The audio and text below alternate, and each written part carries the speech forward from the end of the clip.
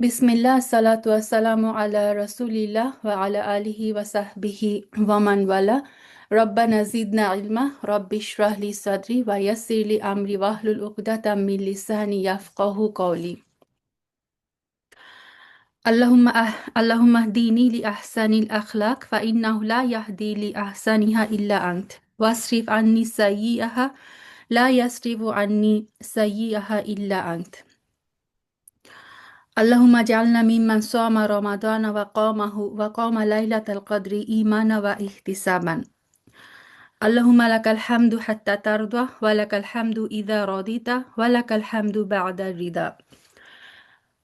اللهم علمنا ما ينفعنا وانفعنا بما علمتنا وزدنا علما يا رب العالمين. আসসালামু আলাইকুম ওয়া রাহমাতুল্লাহি ওয়া বারাকাতুহু। প্রিয় বোনেরা, সবাইকে আমন্ত্রণ জানাচ্ছি আজকে আমাদের 15তম পাড়ার তর্জমা পর্বে। আলহামদুলিল্লাহ আলহামদুলিল্লাহ, আমরা অলমোস্ট অর্ধেককে পৌঁছে গেছি। আল্লাহ আজ্জাল যেন আমাদেরকে এটা সুন্দরভাবে শেষ করার তৌফিক দেন, আল্লাহুম্মা আমিন। আচ্ছা, 15তম পারাটা শুরু হচ্ছে সূরা বানি ইসরাইল দিয়ে। সূরা বানি ইসরাইলের আরেকটা নাম হচ্ছে সূরা ইসরা, কারণ এই সূরার একদম প্রথম আয়াতে আল্লাহ সুবহানাহু ওয়া তাআলা রাসূল সাল্লাল্লাহু আলাইহি ওয়াসাল্লামের মেরাজের যে সফর, সেটার ইসরা পার্টটা ছিল মক্কাতুল মুকাররমা থেকে বায়তুল মাকদিস পর্যন্ত যে জার্নি, সেটাকে বলা হয় ইসরা। আর বায়তুল মাকদিস থেকে সপ্ত আসমান পর্যন্ত যে জার্নিটা, সেটার নাম হচ্ছে মিরাজ। তো আল্লাহ সুবহানাহু ওয়া তাআলা এই সূরার প্রথম আয়াতে ইসরার পার্টটার সত্যতা ঘোষণা করেছেন, এবং মেরাজের ঘটনাটা এসেছে হচ্ছে সূরা আন-নাজমে। আচ্ছা, আর এই সূরার আরেকটা নাম বানি ইসরাইল, কারণ বানি ইসরাইল মানে হচ্ছে ইয়াকুব আলাহিসাল্লামের বংশধর। ইয়াকুব আলাহিসাল্লামেরই আরেকটা নাম হচ্ছে ইসরাইল। তো এই সূরার 4 থেকে 8 নম্বর আয়াতে বানি ইসরাইলের উত্থান পতনের ব্যাপারে আল্লাহ সুবহানাহু ওয়া তাআলা আলোচনা করেছেন। সেই থেকে সূরার আরেকটা নাম বানি ইসরাইল। বিসমিল্লাহির রহমানির রহিম। মহিমান্বিত আল্লাহ তাআলা, যিনি তার এক বান্দাকে রাতের বেলায় মসজিদে হারাম থেকে মসজিদে আকসায় নিয়ে গেলেন, যার পারিপার্শ্বিকতাকে আমি আগেই বরকতপূর্ণ করে রেখেছিলাম। উদ্দেশ্য ছিল আমি যেন তাকে আমার দৃশ্য অদৃশ্য কিছু নিদর্শন দেখাতে পারি। অবশ্যই তিনি সর্বশ্রোতা এবং সর্বদ্রষ্টা। তো আলহামদুলিল্লাহ, এই ইসরা আল মেরাজের ঘটনা কিন্তু আমরা সবাই জানি। আমি এটা ডিটেলসে যাব না, তাহলে ওইটা নিয়ে 1 ঘন্টা চলে যাবে। একদম শর্টকাটে যদি বলি যে এই ঘটনাটা ঘটে খাদিজা রাদিয়াল্লাহু তাআলা আনহার মৃত্যুর পরে, এবং এটা মক্কায় সংগঠিত হয়।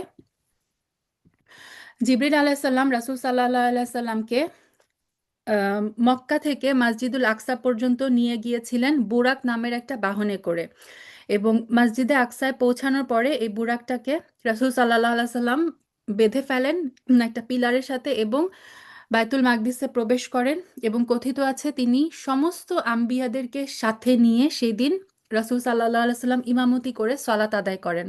তারপরে জিবরিল আলাইহিস সালাম তাকে নিয়ে এই বায়তুল মাকদিস থেকে সপ্ত আসমানে সিদরাতুল মুনতাহা পর্যন্ত তিনি পৌঁছান, এবং এই জার্নিতে রাসূল সাল্লাল্লাহু আলাইহি সাল্লাম প্রত্যেকটা আসমানে যখন পৌঁছান, সেখানকার ফেরেশতারা তাকে অভ্যর্থনা জানায়। প্রত্যেক আসমানে অনেক নবীদের সাথে তার দেখা হয়।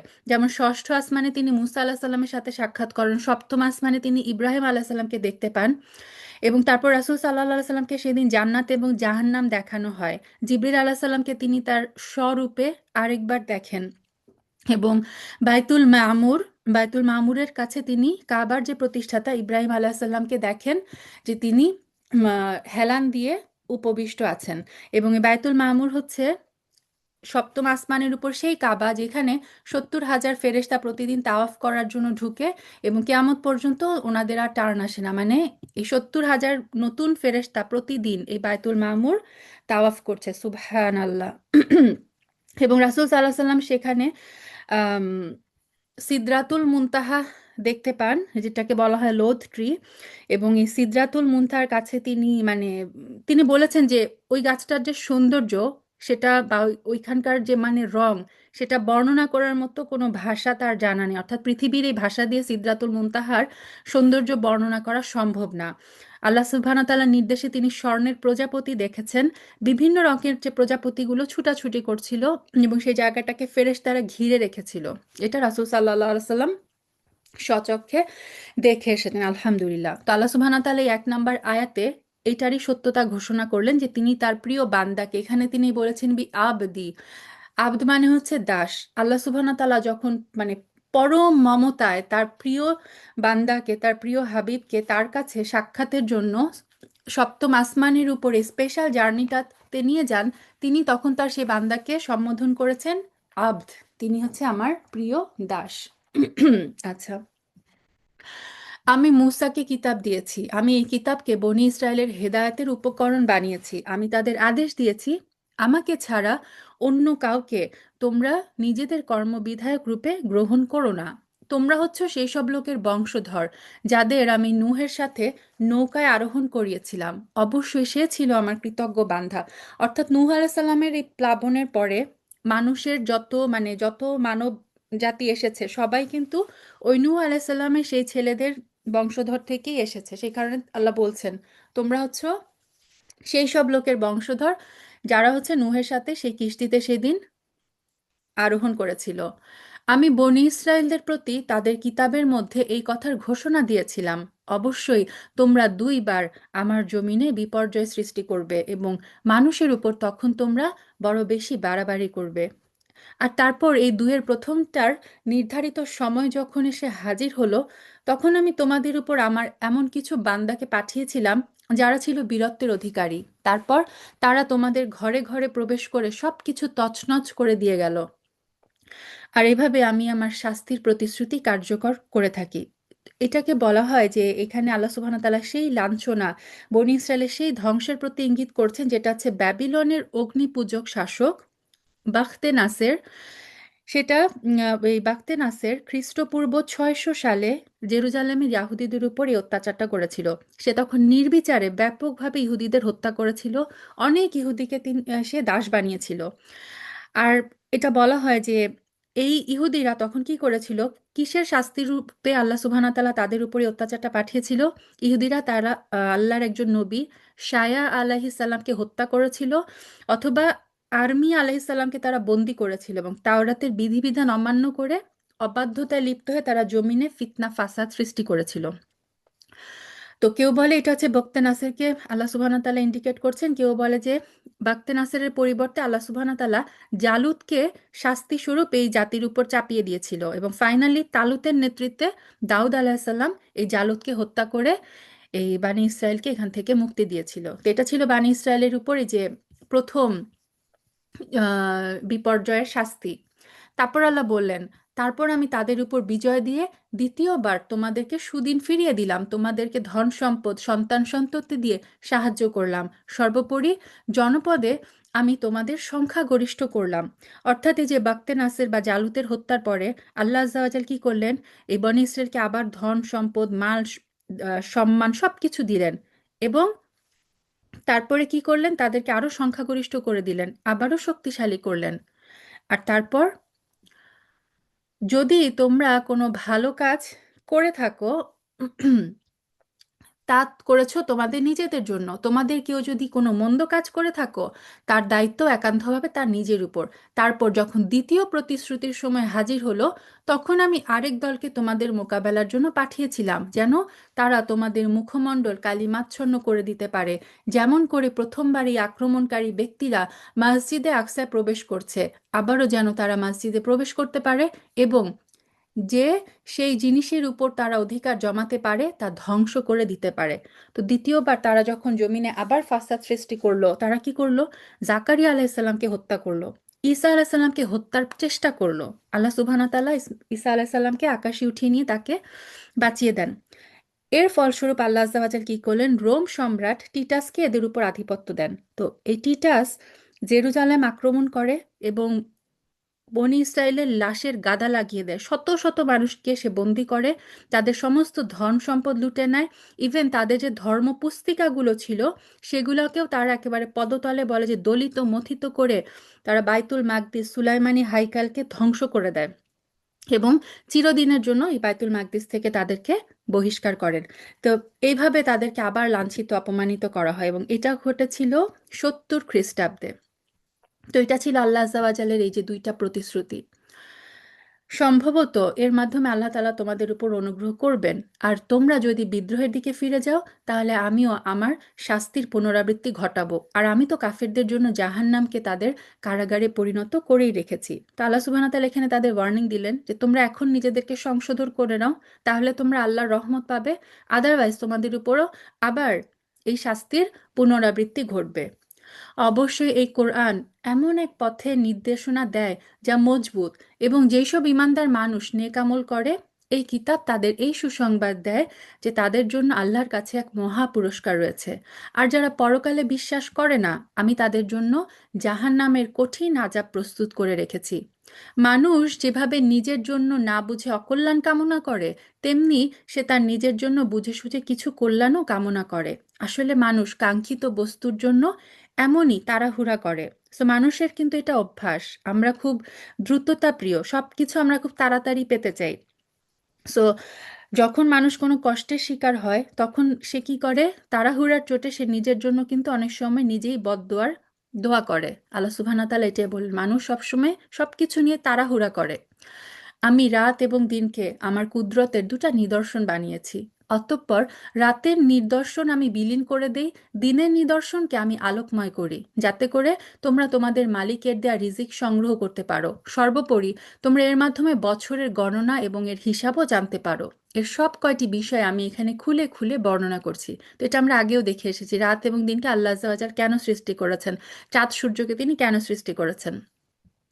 প্রত্যেক মানুষের ভাগ্যলিপিকে আমি তার গলায় ঝুলিয়ে রেখেছি। কিয়ামতের দিন তার জন্য তার আমলনামার একটি গ্রন্থ আমি বের করে দেব, সে তা তার সামনে খোলা অবস্থায় দেখতে পাবে। তো ইমাম ইবনে কাসির বলেছেন যে মানুষের আমলগুলোকে তার গলায় হাড়ের মতো লটকে থাকে। আমাদের গলার হাড়গুলো যেমন আমাদের গলার সাথে আটকানো থাকে, ঠিক তেমনি আমাদের যে আমলনামা সেগুলোও কিন্তু আমাদের এই গলার কাছে ঝুলানো, এবং প্রতিনিয়ত এটার মধ্যে লেখা হচ্ছে। এবং কিয়ামতের দিন এই আমলনামাটা আমাদের সামনে আল্লাহ খোলা অবস্থায় দিবেন, এবং সেই দিন আমরা প্রত্যেকে আমাদের এই গ্রন্থটাকে আমাদের চোখের সামনে পাবো, এবং তাকে বলা হবে, পড়ো, এই হচ্ছে তোমার আমলনামা, আজ নিজের হিসাবের জন্য তুমি নিজেই যথেষ্ট। আল্লাহুম্মা হাসিবনা হিসাবা ইয়াসির। আল্লাহ যেন আমাদের হিসাব সহজ করে দেন। যে ব্যক্তি হেদায়েতের পথে চলবে, সে তো চলবে নিজের ভালোর জন্যই, আর যে গোমরা হবে, তার গোমরাহির দায়িত্ব থাকবে একান্তই তার উপর। কিয়ামতের দিন একজন আরেকজনের গুনার ভার বইবে না। আমি কখনোই কোনো জাতিকে আযাব দেই না, যতক্ষণ না আমি সেখানে আযাব থেকে সতর্ককারী কোনো রসূল না পাঠাই। এটাও আল্লাহ সুবহানাহু ওয়া তাআলা অনেকবারই বলেছেন যে রসূল দিয়ে সতর্ক করার আগে তিনি কখনোই কোনো জনপদ ধ্বংস করেন না। আমি যখন কোনো জনপদকে ধ্বংস করতে চাই, তখন তার বিত্তশালী লোকদের ভালো কাজের আদেশ করি, কিন্তু ভালো কাজের বদলে সেখানে তারা গুনাহের কাজ করতে শুরু করে। তারপর সেখানে আমার আযাবের ফয়সালা প্রতিষ্ঠিত হয়ে যায়। পরিশেষে আমি তা সম্পূর্ণরূপে ধ্বংস করে দিই। এখানে সেই মূলনীতিটার কথা বলা হচ্ছে, যার ভিত্তিতে আল্লাহ সুবহানাহু ওয়া তাআলা যখন সিদ্ধান্ত নেন কোনো জনপদকে ধ্বংস করবেন, এটা সবসময় ট্র্যাডিশন দেখা গেছে ইতিহাসে, যে কোনো নবী যখন ওই জনপদে দিন প্রচার করে, সেখানকার যে সম্পদশীল ব্যক্তিরা, সচ্ছল ব্যক্তিরা, তারা সবসময় দেখা গেছে আল্লাহর আদেশ লঙ্ঘন করে, আল্লাহর নির্দেশ অমান্য করে তারা ফিতনা ফাসাদ সৃষ্টি করে, এবং তাদেরকে দেখা দেখি তাদের ফলোয়ার সাধারণ মানুষরাও তখন এই অন্যায় শুরু করে। তারপর যখন আল্লাহর অবাধ্যতা চরম আকারে পৌঁছে যায়, আল্লাহ আজ্জা ওয়া জাল তখন সেই জনপদ ধ্বংস করে দেন। নূহের পর এই একই কারণে কত মানব গোষ্ঠীকে আমি ধ্বংস করে দিয়েছি। হে নবী, তোমার রব তার বান্দাদের গুনাহের খবর রাখা এবং তা পর্যবেক্ষণ করার জন্য একাই যথেষ্ট। কোনো ব্যক্তি দ্রুত দুনিয়ার সুখ সম্ভোগ পেতে চাইলে আমি তাকে এখানে তার জন্য যতটুকু দিতে চাই তার সত্তর দিয়ে দিই, কিন্তু তার জন্য তারপর জাহান্নাম নির্ধারণ করে রাখি। সেখানে সে নিন্দিত, অপমানিত এবং বিতাড়িত অবস্থায় প্রবেশ করবে। অর্থাৎ মানুষ যখন দুনিয়া চায়, আল্লাহ বললেন যে দুনিয়া যে চায় তাকে আমি ততটুকুই দেই যতটুকু আমি চাই। যতটুকু সে চায় ততটুকু না, আল্লাহ সুবহানাহু ওয়া তাআলা আমাদেরকে ততটুকুই দেন যতটুকু তিনি চান। এবং যারা আখিরাত বর্জন করে শুধুমাত্র এই দুনিয়া চায়, আল্লাহ সুবহানাহু ওয়া তাআলা বলেন দুনিয়া আমি একটু দেই, তারপর জাহান্নামে তার জন্য অপেক্ষা করে আযাব এবং লাঞ্ছনা। অপরদিকে যারা আখিরাত এবং তার সাফল্য কামনা করে এবং তা পাওয়ার জন্য আল্লাহর উপর ঈমান রেখে চেষ্টা সাধনা করে, মূলত তারাই হচ্ছে এমন লোক যাদের প্রচেষ্টা আল্লাহর দরবারে স্বীকৃত হয়। অর্থাৎ এখানে আল্লাহ বললেন আল্লাহর কাছে মূল্যায়নের জন্য তিনটা জিনিস লাগবে। ফার্স্ট হচ্ছে আমাদেরকে আখিরাত চাইতে হবে, এবং সেকেন্ড হচ্ছে আখিরাত চাওয়ার জন্য ঈমান অনুযায়ী আমাদেরকে কাজ করতে হবে, অর্থাৎ আমল করতে হবে, ইখলাসের সাথে আমল করতে হবে, এবং আম, ঈমান থাকতে হবে, আমল থাকতে হবে, এবং আখিরাত চাইতে হবে। এই তিনটা জিনিস যখন আমরা এই অনুযায়ী যখন কাজ করব, আল্লাহ বললেন এইসব লোকের চেষ্টা আল্লাহ সুবহানাহু ওয়া তাআলা স্বীকার করেন, কবুল করেন। হে নবী, আমি এদের এবং ওদের সবাইকে তোমার মালিকের দান থেকে সাহায্য করে যাচ্ছি। তোমার মালিকের দান কারো জন্যই বন্ধ নয়, অর্থাৎ মুমিন এবং কাফের সবার জন্যই কিন্তু আল্লাহ সুবহানাহু ওয়া তাআলা এই দুনিয়ায় রিজিক দিয়ে থাকেন। হে নবী, তুমি দেখো কিভাবে আমি পার্থিব সম্পদে তাদের একজনকে আরেকজনের উপর শ্রেষ্ঠত্ব দান করি, অর্থাৎ কাউকে একটু বেশি রিজিক দেন, কাউকে একটু কম রিজিক দেন। অবশ্য মর্যাদার দিক থেকে আখিরাত অনেক বড়, তার ফজিলতও বহুলাংশে বেশি। হে মানুষ, আল্লাহর সাথে তোমরা কাউকে মাবুদ বানিও না, নতুবা পরকালে তোমরা নিন্দিত এবং অসহায় হয়ে পড়বে। তোমার রব আদেশ করছেন তোমরা তাকে বাদ দিয়ে অন্য কারো ইবাদত করো না, এবং তোমরা তোমার পিতামাতাদের সাথে সদ্ব্যবহার করো। তাদের একজন কিংবা উভয় যদি তোমার জীবদ্দশায় বার্ধক্যে উপনীত হয়, তাহলে তাদের সাথে শব্দটিও বলো না। কখনো তাদের ধমক দিও না, তাদের সাথে সম্মানজনক ভদ্রজনিত কথা বলো। অর্থাৎ আল্লাহ তার নিজের ইবাদতের পরপরই আদেশ দিচ্ছেন পিতামাতার সাথে যেন সদ্ব্যবহার করা হয়, এবং পিতামাতার সাথে যেন শব্দটাও যেন আমরা না বলি, তাদের সাথে যেন সবসময় আমরা সম্মানসূচক আচরণ করি। অনুকম্পায় তুমি তাদের প্রতি বিনয়াবনত থাকো। তুমি বলো, হে আমার রব, তাদের উপর ঠিক সেভাবেই তুমি দয়া করো, যেমনি করে শৈশবে তারা আমাকে দয়া করে লালন পালন করেছেন। এই দোয়াটা আমরা সবাই করি, রব্বির হামহুমা কামা রব্বায়ানি সগীর। অর্থাৎ আল্লাহ এখানে নির্দেশ দিচ্ছেন যে পিতামাতার সাথে তুমি তেমনই উত্তম আচরণ করো, পিতামাতার সেভাবে সেবা যত্ন করো যেভাবে তুমি যখন ছোট ছিলে তোমাকে তারা যেভাবে মানে আদর করে লালন পালন করেছেন, তোমরাও তাদের সাথে ঠিক সেভাবে স্নেহশীল আচরণ করো। তোমাদের রব তোমাদের অন্তরসমূহের ভিতর যা আছে ভালো করেই জানেন। তোমরা সত্যি যদি ভালো মানুষ হও, তাহলে আল্লাহ তাআলা তা মাফ করে দিবেন, কেননা যারা তওবা করে তিনি তাদের গুনাহ মাফ করে দেন। আল্লাহ সুবহানাহু ওয়া তাআলা বারবারই কিন্তু আমাদেরকে তওবা করার, ইস্তিগফার করার নির্দেশ দেন কোরআনে।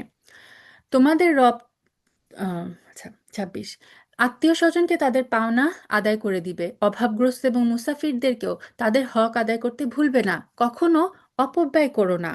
আর অপব্যয়কারীরা হচ্ছে শয়তানের ভাই। শয়তান হচ্ছে তার মালিকের বড়ই অকৃতজ্ঞ। সো এই অপব্যয়কারীটা আল্লাহ সুবহানাহু ওয়া তাআলার কাছে এত অপছন্দনীয় যে তিনি বলেছেন যে যে ব্যক্তি অপচয় করে সে হচ্ছে শয়তানের অনুরূপ, শয়তানের সাথে তার সাদৃশ্য রয়েছে, এবং এই কারণেই বলা হলো যে অপব্যয়কারীরা হচ্ছে শয়তানের ভাই। আর শয়তান যেহেতু অকৃতজ্ঞ, আল্লাহ অকৃতজ্ঞ বান্দাকে পছন্দ করেন না, তো আমরা যেন অপব্যয়কারী না হই। যদি তোমাকে কখনো এদের বিমুখ করতে হয় এই কারণে যে দেওয়ার মতো সম্পদ তোমাদের কাছে নেই, তবে তুমি তোমার মালিকের কাছ থেকে অনুগ্রহ কামনা করছো, যা পাওয়ার তুমি আশাও রাখো, তাহলে এমন একান্ত নম্রভাবে তাদের সাথে কথা বলো। অর্থাৎ যদি কোনো গরিব আত্মীয় স্বজন, কোনো মিসকিন বা যে কোনো অভাবী ব্যক্তি এসে আমাদের কাছে কিছু চায় এবং তাদেরকে ওই মুহূর্তে দেওয়ার সামর্থ্য যদি আমাদের না থাকে, আল্লাহ সুবহানাহু ওয়া তাআলা বলেন কখনো তুমি কর্কশ ভাষায় অভদ্রতার সাথে তাদেরকে ফিরিয়ে দিও না। নম্রভাবে তাদেরকে মমতা এবং ভালোবাসাপূর্ণ ভঙ্গিমায় তুমি তাদেরকে ফিরিয়ে দাও যখন তুমি একান্তই তাদেরকে দিতে পারবে না। সো এই যে অনেক সময় ভিক্ষুকরা এসে ভিক্ষা চায়, আমরা একেবারে দূর দূর করি, এটা করা ঠিক না। আল্লাহ বলেন সুন্দরভাবে নম্রতার সাথে তুমি তাদেরকে বিদায় করো। কখনো নিজের ব্যয়ের হাতকে নিজের গর্দানের সাথে বেঁধে রেখো না, যাতে কার্পণ্য প্রকাশ পায়। আবার তা সম্পূর্ণ খুলেও রেখো না, অন্যথায় বেশি খরচ করার কারণে তুমি নিন্দিত নিঃস্ব হয়ে যাবে। সুবহান আল্লাহ। আল্লাহ আযজা ওয়া জাল্লা আমাদের মানে কোরআনকে বলা হয় জন্য জীবন বিধান, প্রত্যেকটা ক্ষেত্রে মানুষ কিভাবে কি অ্যাটিটিউড করবে সব কিছু কোরআন বলে দিয়েছে। আল্লাহ এখানে বললেন যে মানুষ তুমি এমন কৃপণ হবে না যেন তুমি নিজের এবং নিজের পরিবারের উপর ব্যয় না করো। এই যে নিজের ব্যয়ের হাতকে গর্দানের সাথে বেঁধে রেখো না, অর্থাৎ তুমি কৃপণতা করো না। আবার তুমি এমন মুক্ত হস্ত হয়েও না যে নিজের শক্তি সামর্থ্যের দিকে খেয়াল না রেখে তুমি বেহিসাবি ব্যয় করে তুমি নিঃস্ব হয়ে যাও। তো সব সময় ব্যালেন্সড ওয়েতে আমাদেরকে ব্যয় করতে হবে। তোমার রব যার জন্য চান তার রিজিক বাড়িয়ে দেন, আবার যাকে চান তাকে কম করে দেন। অবশ্যই তিনি তার বান্দাদের প্রয়োজন সম্পর্কে ভালোভাবেই জানেন, তাদের অবস্থাও তিনি দেখেন। তোমরা তোমাদের সন্তানদের কখনো দারিদ্র্যের ভয়ে হত্যা করো না। এটা কিন্তু সূরা আনামেও আমরা দেখে এসেছিলাম। আমি যেমন তাদের রিজিক দান করি, তোমাদেরকেও কেবল আমিই রিজিক দান করি। রিজিকের ভয়ে তাদের হত্যা করা অবশ্যই একটি মারাত্মক গুনাহ। সো সন্তানদেরকে রিজিকের ভয়ে হত্যা করতে আল্লাহ সুবহানাহু ওয়া তাআলা কঠিনভাবে নিষেধ করেছেন, বলেছেন এটা হচ্ছে মারাত্মক গুনাহ। কারণ রিজিক দিবেন আল্লাহ তাআলা। আল্লাহ তাআলা যেমন আমাকেও রিজিক দেন, আল্লাহ সুবহানাহু ওয়া তাআলা আমার সন্তানদেরও রিজিক দিবেন। তোমরা ব্যভিচারের ধারে কাছেও যেও না, নিঃসন্দেহে এটা হচ্ছে অশ্লীল কাজ এবং নিকৃষ্ট পথ। কোনো জীবনকে তোমরা হত্যা করো না যা আল্লাহ তাআলা হারাম করেছেন, তবে আইন এবং বিধিসম্মত হত্যার বিচারে হত্যার কথা আলাদা। অর্থাৎ কেউ যদি নিজের জীবন বাঁচানোর জন্য হত্যা করে, অথবা যেমন মুরতাদকে অথবা যে বিবাহিত ব্যভিচারীকে পাথর মেরে হত্যা করার হুকুম শরীয়তে দেওয়া হয়েছে, এগুলো ছাড়াই বিধিসম্মত ছাড়া আল্লাহ বললেন অন্যায়ভাবে কাউকে হত্যা করো না। যে ব্যক্তি অন্যায়ভাবে হত্যা করে, যে ব্যক্তিকে অন্যায়ভাবে হত্যা করা হয়, আমি তার উত্তরাধিকারীকে এই অধিকার দিয়েছি, সে রক্তের বিনিময় দাবি করতে পারে, অর্থাৎ যে রক্তপণ দাবি করতে পারে। তবে সে যেন হত্যার প্রতিশোধ নেওয়ার ব্যাপারে বাড়াবাড়ি না করে, কেননা হত্যার মামলায় মাজলুম ব্যক্তিকেই সাহায্য করা হবে। এখানেও আল্লাহ সুবহানাহু ওয়া তাআলা বললেন কোনো ব্যাপারে তোমরা বাড়াবাড়ি করো না। সে চাইলে রক্তপণ নিতে পারে, কিন্তু এ ব্যাপারে সে যেন বাড়াবাড়ি না করে। তোমরা এতিমদের মাল সম্পদের কাছেও যেও না, তবে এমন কোনো পন্থা বাদে যা উত্তম, যতক্ষণ পর্যন্ত সেই এতিম তার বয়ঃপ্রাপ্তির পর্যায়ে উপনীত হয় এবং তোমরা এদের দেওয়া প্রতিশ্রুতি মেনে চলো, কেননা কেয়ামতের দিন প্রতিশ্রুতির ব্যাপারে জিজ্ঞাসা করা হবে। অর্থাৎ ইয়াতিম, কেউ কারো আন্ডারে যদি ইয়াতিম থাকে এবং সে বয়ঃপ্রাপ্ত হওয়া পর্যন্ত তার মাল সম্পদকে দেখাশোনা যদি করতে হয়, আল্লাহ সুবহানাহু ওয়া তাআলা বললেন যে তোমরা অন্যায়ভাবে তাদের সম্পদ গ্রাস করো না। খুব ইনসাফের সাথে তোমরা ইয়াতিমের সম্পদের টেক কেয়ার করবে। এবং প্রতিশ্রুতির ব্যাপারে অবশ্যই আল্লাহ সুবহানাহু ওয়া তাআলা কিয়ামতের দিন আমাদেরকে জিজ্ঞাসা করবেন। পরিমাপ করার সময় মাপ কিন্তু পুরোপুরি করবে। আর ওজন করার জিনিস হলে দাঁড়িপাল্লা সোজা করে ধরবে। আছে না আমাদের দেশে যে দাঁড়িপাল্লায় ওজন করার সময় অনেকে কিন্তু অনেকভাবে ট্রিক্স করে। আল্লাহ ক্লিয়ারলি বলে দিলেন দাঁড়িপাল্লা সোজা করে ধরবে, পরিমাপ দিতে হবে এক্কেবারে ওজন পাই পাই। লেনদেনের ব্যাপারে এটা হচ্ছে উত্তম পন্থা, পরিণামের দিক থেকে এটাই হচ্ছে উৎকৃষ্ট। যে বিষয়ে তোমার জ্ঞান নেই অযথা তার পিছনে পড়ো না, কেননা কিয়ামতের দিন কান, চোখ, অন্তর এই সব কয়টির ব্যবহার সম্পর্কে জিজ্ঞাসা করা হবে। অর্থাৎ কেয়ামতের দিন আল্লাহ সুবহানাহু ওয়া তাআলা কানকে জিজ্ঞাসা করবেন কান কি শুনেছিল, চোখকে জিজ্ঞাসা করবেন এই চোখ তুমি কি দেখেছিলে, আর অন্তরকে জিজ্ঞাসা করা হবে যে অন্তর তোমার মধ্যে কি ছিল, কি চলছিল। কারণ এই তিনটার কিন্তু জানার মাধ্যম। আমরা যখন কোনো কিছু জানি, হয় আমরা চোখ দিয়ে দেখে, কান দিয়ে শুনে, অন্তর দিয়ে কিন্তু সেই জিনিসটাকে আমরা হৃদয়গ্রাহী করি। সো এই সমস্ত অঙ্গ প্রত্যঙ্গগুলো কিন্তু কেয়ামতের দিন আল্লাহর কাছে জিজ্ঞাসিত হবে। আল্লাহর জমিনে তোমরা দম্ভ ভরে চলো না, কেননা যতই অহংকার করো না কেন, তুমি কখনো এই জমিন বিদীর্ণ করে নিচেও যেতে পারবে না, উচ্চতায় তুমি কখনো পর্বত সমানও হতে পারবে না। সুবহান আল্লাহ। তো অহংকার এবং দাম্ভিকতার সাথে চলাটা আল্লাহ খুবই অপছন্দ করেন। তিনি বলেছেন যে মানে যার, রাসূল সাল্লাল্লাহু আলাইহি ওয়াসাল্লাম আমাদেরকে জানিয়েছেন যে যার মনে সরিষা পরিমাণ অহংকার থাকবে সে জান্নাতে প্রবেশ করবে না। কারণ অহংকার হচ্ছে আল্লাহর চাদর। অহংকার করা একমাত্র আল্লাহ সুবহানাহু ওয়া তাআলারই সাজে। তিনি হচ্ছেন আল কিবরিয়া। হে নবী, এগুলো সবই খারাপ কাজ, এর মন্দ দিকগুলো তোমার মালিকের কাছে একান্তই ঘৃণিত। তোমার রব ওহির মাধ্যমে তোমাকে যে প্রজ্ঞা দান করেছেন এসব হচ্ছে তারই অন্তর্ভুক্ত। তুমি আল্লাহর সাথে অন্য কাউকে মাবুদ বানাবে না, অন্যথায় তুমি নিন্দিত, বঞ্চিত হয়ে জাহান্নামে নিক্ষিপ্ত হবে। এটা কেমন কথা? তোমাদের রব কি তোমাদের জন্য পুত্র সন্তান নির্ধারণ করেছেন আর ফেরেশতাদেরকে নিজের কন্যা সন্তান হিসেবে গ্রহণ করেছেন? তোমরা সত্যি আল্লাহ তাআলা সম্পর্কে বড় জঘন্য কথা বলে বেড়াচ্ছ। আমি এই কোরআনের কথাগুলোকে সবিস্তারে বর্ণনা করেছি যাতে করে তারা এর থেকে কিছুটা শিক্ষা গ্রহণ করতে পারে, কিন্তু এই বিষয়টি মনে হয় তাদের ঈমানের প্রতি বিদ্বেষ ছাড়া আর কিছুই বাড়ালো না। সো বলা হয় কোরআনকে যে যেই দৃষ্টি থেকে পড়ে সে কোরআন থেকে সেই জিনিসটাই কিন্তু পায়। সো কাফেররা কোরআন থেকে মানে এখনো অনেকে আছে যারা হচ্ছে কোরআন পড়ে কোরআন থেকে ভুল বের করার জন্য। এবং মানে সুবহান আল্লাহ, আল্লাহ সুবহান তাআলা বলেছেন যে কোরআনের দৃষ্টান্ত হচ্ছে আম, বৃষ্টির মতো। বৃষ্টি যদি কোনো উর্বর ভূমিতে পড়ে সেটা দ্বারা কি হয়, শস্য শ্যামল ভূমিতে পরিণত হয়। আর যদি নোংরা ভূমির উপর পড়ে বৃষ্টির কারণে, সেটা আরো কাদামাটি আর দুর্গন্ধ বের হয়। তো আমাদের অন্তরটা যদি পিওর হয়, তাহলে এই কোরআন দিয়ে আমাদের অন্তরটা জীবিত হয়। আর আমাদের অন্তর যদি নোংরা হয়, তাহলে হচ্ছে এই কোরআনের থেকে আমরা কি পাবো, এই কোরআনের মধ্যে আমরা অনেক মানে অনেক দোষ ত্রুটি অনেক কিছু খুঁজে পাবো। নাউজুবিল্লাহ মিন জালিক। এভাবে কোরআন কাউকে দিয়ে, এই কোরআন দিয়ে আল্লাহ সুবহানাহু ওয়া তাআলা কাউকে হেদায়েত দান করেন, আবার অনেকে এই কোরআনের মাধ্যমে কিন্তু আরো বেশি গোমরাহ হয়ে যায়। হে নবী, তুমি বলো, যদি আল্লাহর সাথে আরো কোনো মাবুদ থাকতো যেভাবে এই মুশরিক লোকেরা বলে, তাহলে অবশ্যই তারা এতদিনে আরশের মালিকের কাছে পৌঁছার একটা পথ বের করে নিত। মূলত এরা তার সম্পর্কে যা অবান্তর কথা বলে, তিনি তার চাইতে অনেক পবিত্র, অনেক মহিমান্বিত। সাত আসমান জমিন এবং এই দুইয়ের মাঝখানে যা কিছু আছে তা সবই তার পবিত্রতা এবং মহিমা ঘোষণা করছে। সৃষ্টিলোকে কোনো একটি জিনিসও এমন নেই যা তার নামে তাসবিহ পাঠ করে না, কিন্তু তাদের তাসবিহ তোমরা শুনতে পারো না। অবশ্যই তিনি একান্ত সহনশীল, ক্ষমাপরায়ণ।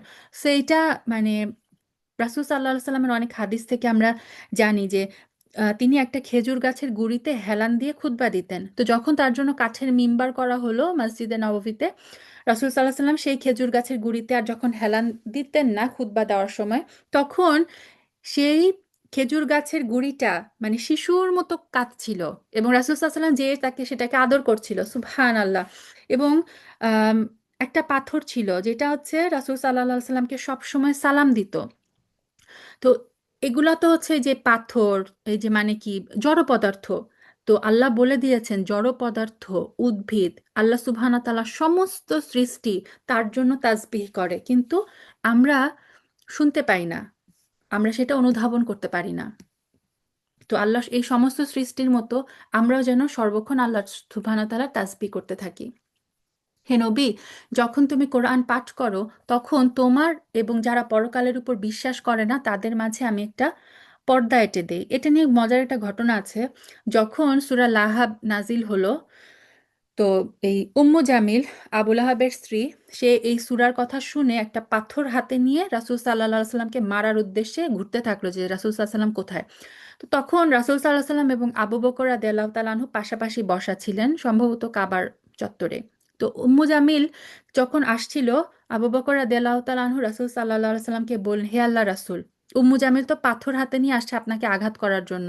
আপনাকে যদি সে দেখে ফেলে আপনার দিকে পাথর ছুঁড়ে মারবে। রাসূল সাল্লাল্লাহু আলাইহি সাল্লাম বললেন, তুমি নিশ্চিন্তে থাকো, সে আমাকে দেখতে পাবে না। তারপরে এই উম্মু জামিলের কাছ থেকে রক্ষা পাওয়ার জন্য রাসূল সাল্লাল্লাহু আলাইহি সাল্লাম এই আয়াতটা পাঠ করেন।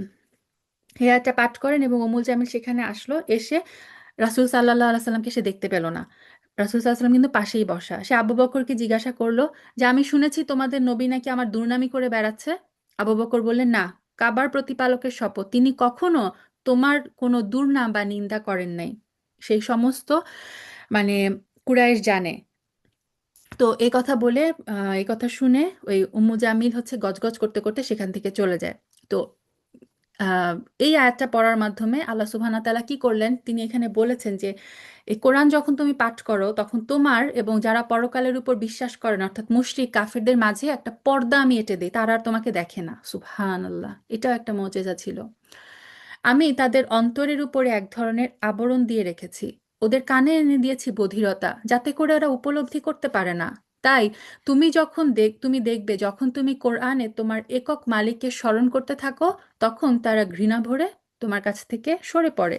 কারণ তাদের অন্তরে তালা মারা, আম, তারা কানেও দেখে না, তাদের অন্তরও বুঝে না। সে কারণে কোরআন যখন তারা শুনে, এটাও তারা সহ্য করতে পারে না, তারা কি করে সেখান থেকে সরে পড়ে, কেটে পড়ে। আমি ভালো করেই জানি, যখন ওরা কান পেতে তোমার কথা শুনে, তখন আসলে ওরা কান পেতে কি শুনে।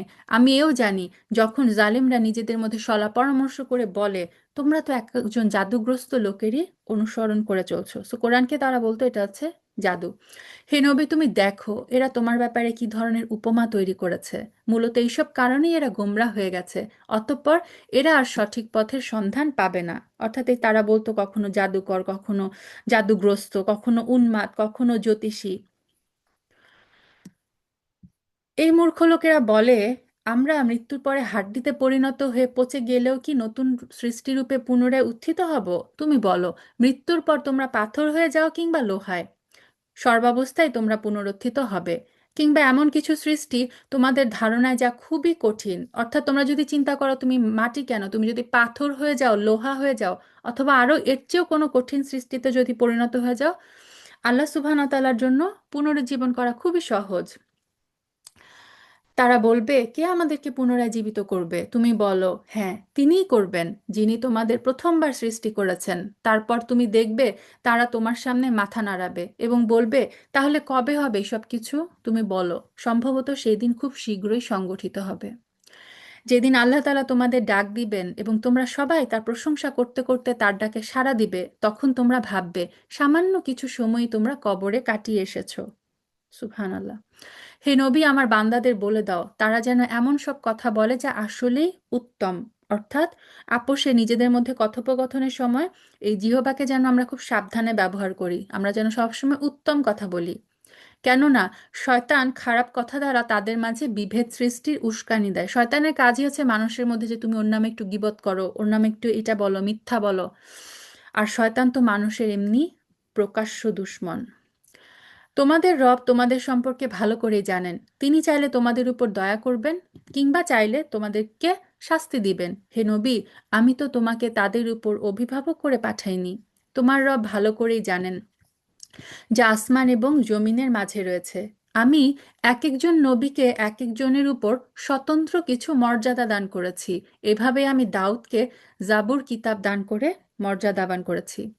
হে নবী, তুমি বলো, তোমরা আল্লাহকে বাদ দিয়ে যাদের মাবুদ মনে করে ডাকো তাদের ডেকে দেখো, তারা তোমাদের কাছ থেকে কষ্ট দূর করার কোনো ক্ষমতা রাখে না, না ক্ষমতা রাখে তাকে বদলে দেওয়ার, অর্থাৎ যেই ফয়সালা আল্লাহ সুবহানাহু ওয়া তাআলা আমাদের জন্য লিখে রেখেছেন সেটাকে আহ, দূর করার বা সেটাকে চেঞ্জ করার কোনো ক্ষমতা এই গায়রুল্লাহদের নাই।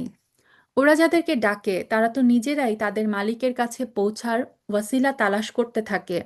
তারা দেখতে চায় তাদের মধ্যে কে আল্লাহ তাআলার নিকটতর হতে পারে এবং তারা তারই দয়া প্রত্যাশা করে। তারা আযাবকে ভয় করে। নিঃসন্দেহে তোমার মালিকের আযাব ভীতিপ্রদ।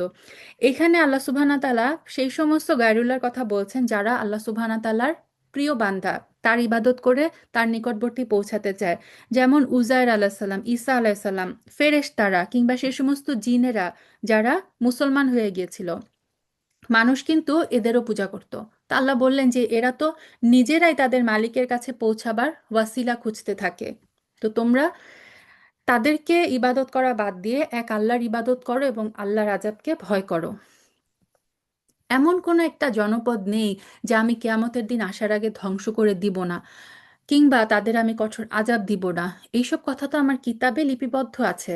আমাকে তাদের কথা মতো আযাবের নিদর্শন পাঠানো থেকে এই ছাড়া অন্য কোনো কিছু নিবৃত্ত করতে পারেনি যে তাদের আগের লোকেরা এই বিষয়কে অস্বীকার করেছিল। আমি সামুদ জাতিকে দৃশ্যমান নিদর্শন হিসেবে একটা উষ্ট্রি পাঠিয়েছিলাম, তারপর তারা সেটার সাথে জুলুম করেছে। আসলে আমি তাদের ভয় দেখানোর জন্যই নিদর্শনসমূহ পাঠাই। এই আয়াত যখন অবতীর্ণ হয়, মক্কার কাফেররা দাবি করলো যে সাফা পাহাড়কে সোনার পাহাড় বানায় দাও। তো এর উত্তরে আল্লাহ জিবরিল আলাহ সাল্লামের মাধ্যমে রাসূল সাল্লাল্লাহু আলাইহি সাল্লামকে বলে পাঠান, ঠিক আছে, আমি তাদের সমস্ত দাবি পূরণ করে দিব, কিন্তু এরপর যদি ঈমান না আনে তাদের জন্য ধ্বংস কিন্তু সুনিশ্চিত। এরপর আর তাদেরকে সময় দেওয়া হবে না।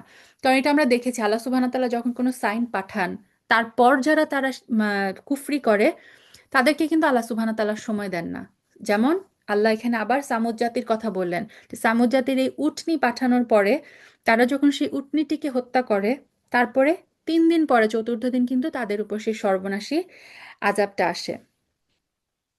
হে নবী, যখন আমি তোমাকে বলেছিলাম তোমার রব তার জ্ঞান দিয়ে সব মানুষদের পরিবেষ্টন করে আছেন, অর্থাৎ এই মক্কার এই যে কাফেররা, তারাও কিন্তু আল্লাহ সুবহানাহু ওয়া তাআলা বলেছেন আমি কিন্তু তাদেরকে পরিবেষ্টিত করে, তারা কিন্তু আমার হাত থেকে কোথাও পালাবার নাই। এবং এটা প্রত্যেকটা মানুষের জন্য সত্য যে আল্লাহ আমাদের সবাইকে পরিবেষ্টন করে আছেন তার জ্ঞান দিয়ে।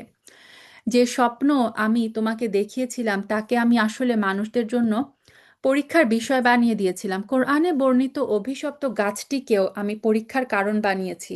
এভাবে আমি তাদেরকে ভয় দেখাই। মূলত আমার ভয় দেখানোটা তাদের গোমরাহিকে কেবল বাড়িয়ে দিয়েছে। এখানে কোরআনে বর্ণিত এই অভিশপ্ত গাছ বলতে জাক্কুম গাছকে বোঝানো হয়েছে, যেটা মেরাজের রাতে রাসূল সাল্লাল্লাহু আলাইহি সাল্লাম জাহান্নামে দেখে এসেছেন এবং বলেছেন যে এইটা হচ্ছে সেই অভিশপ্ত গাছ, যেটা অভিশপ্ত জাহান্নামীদের এটা হবে খাদ্য।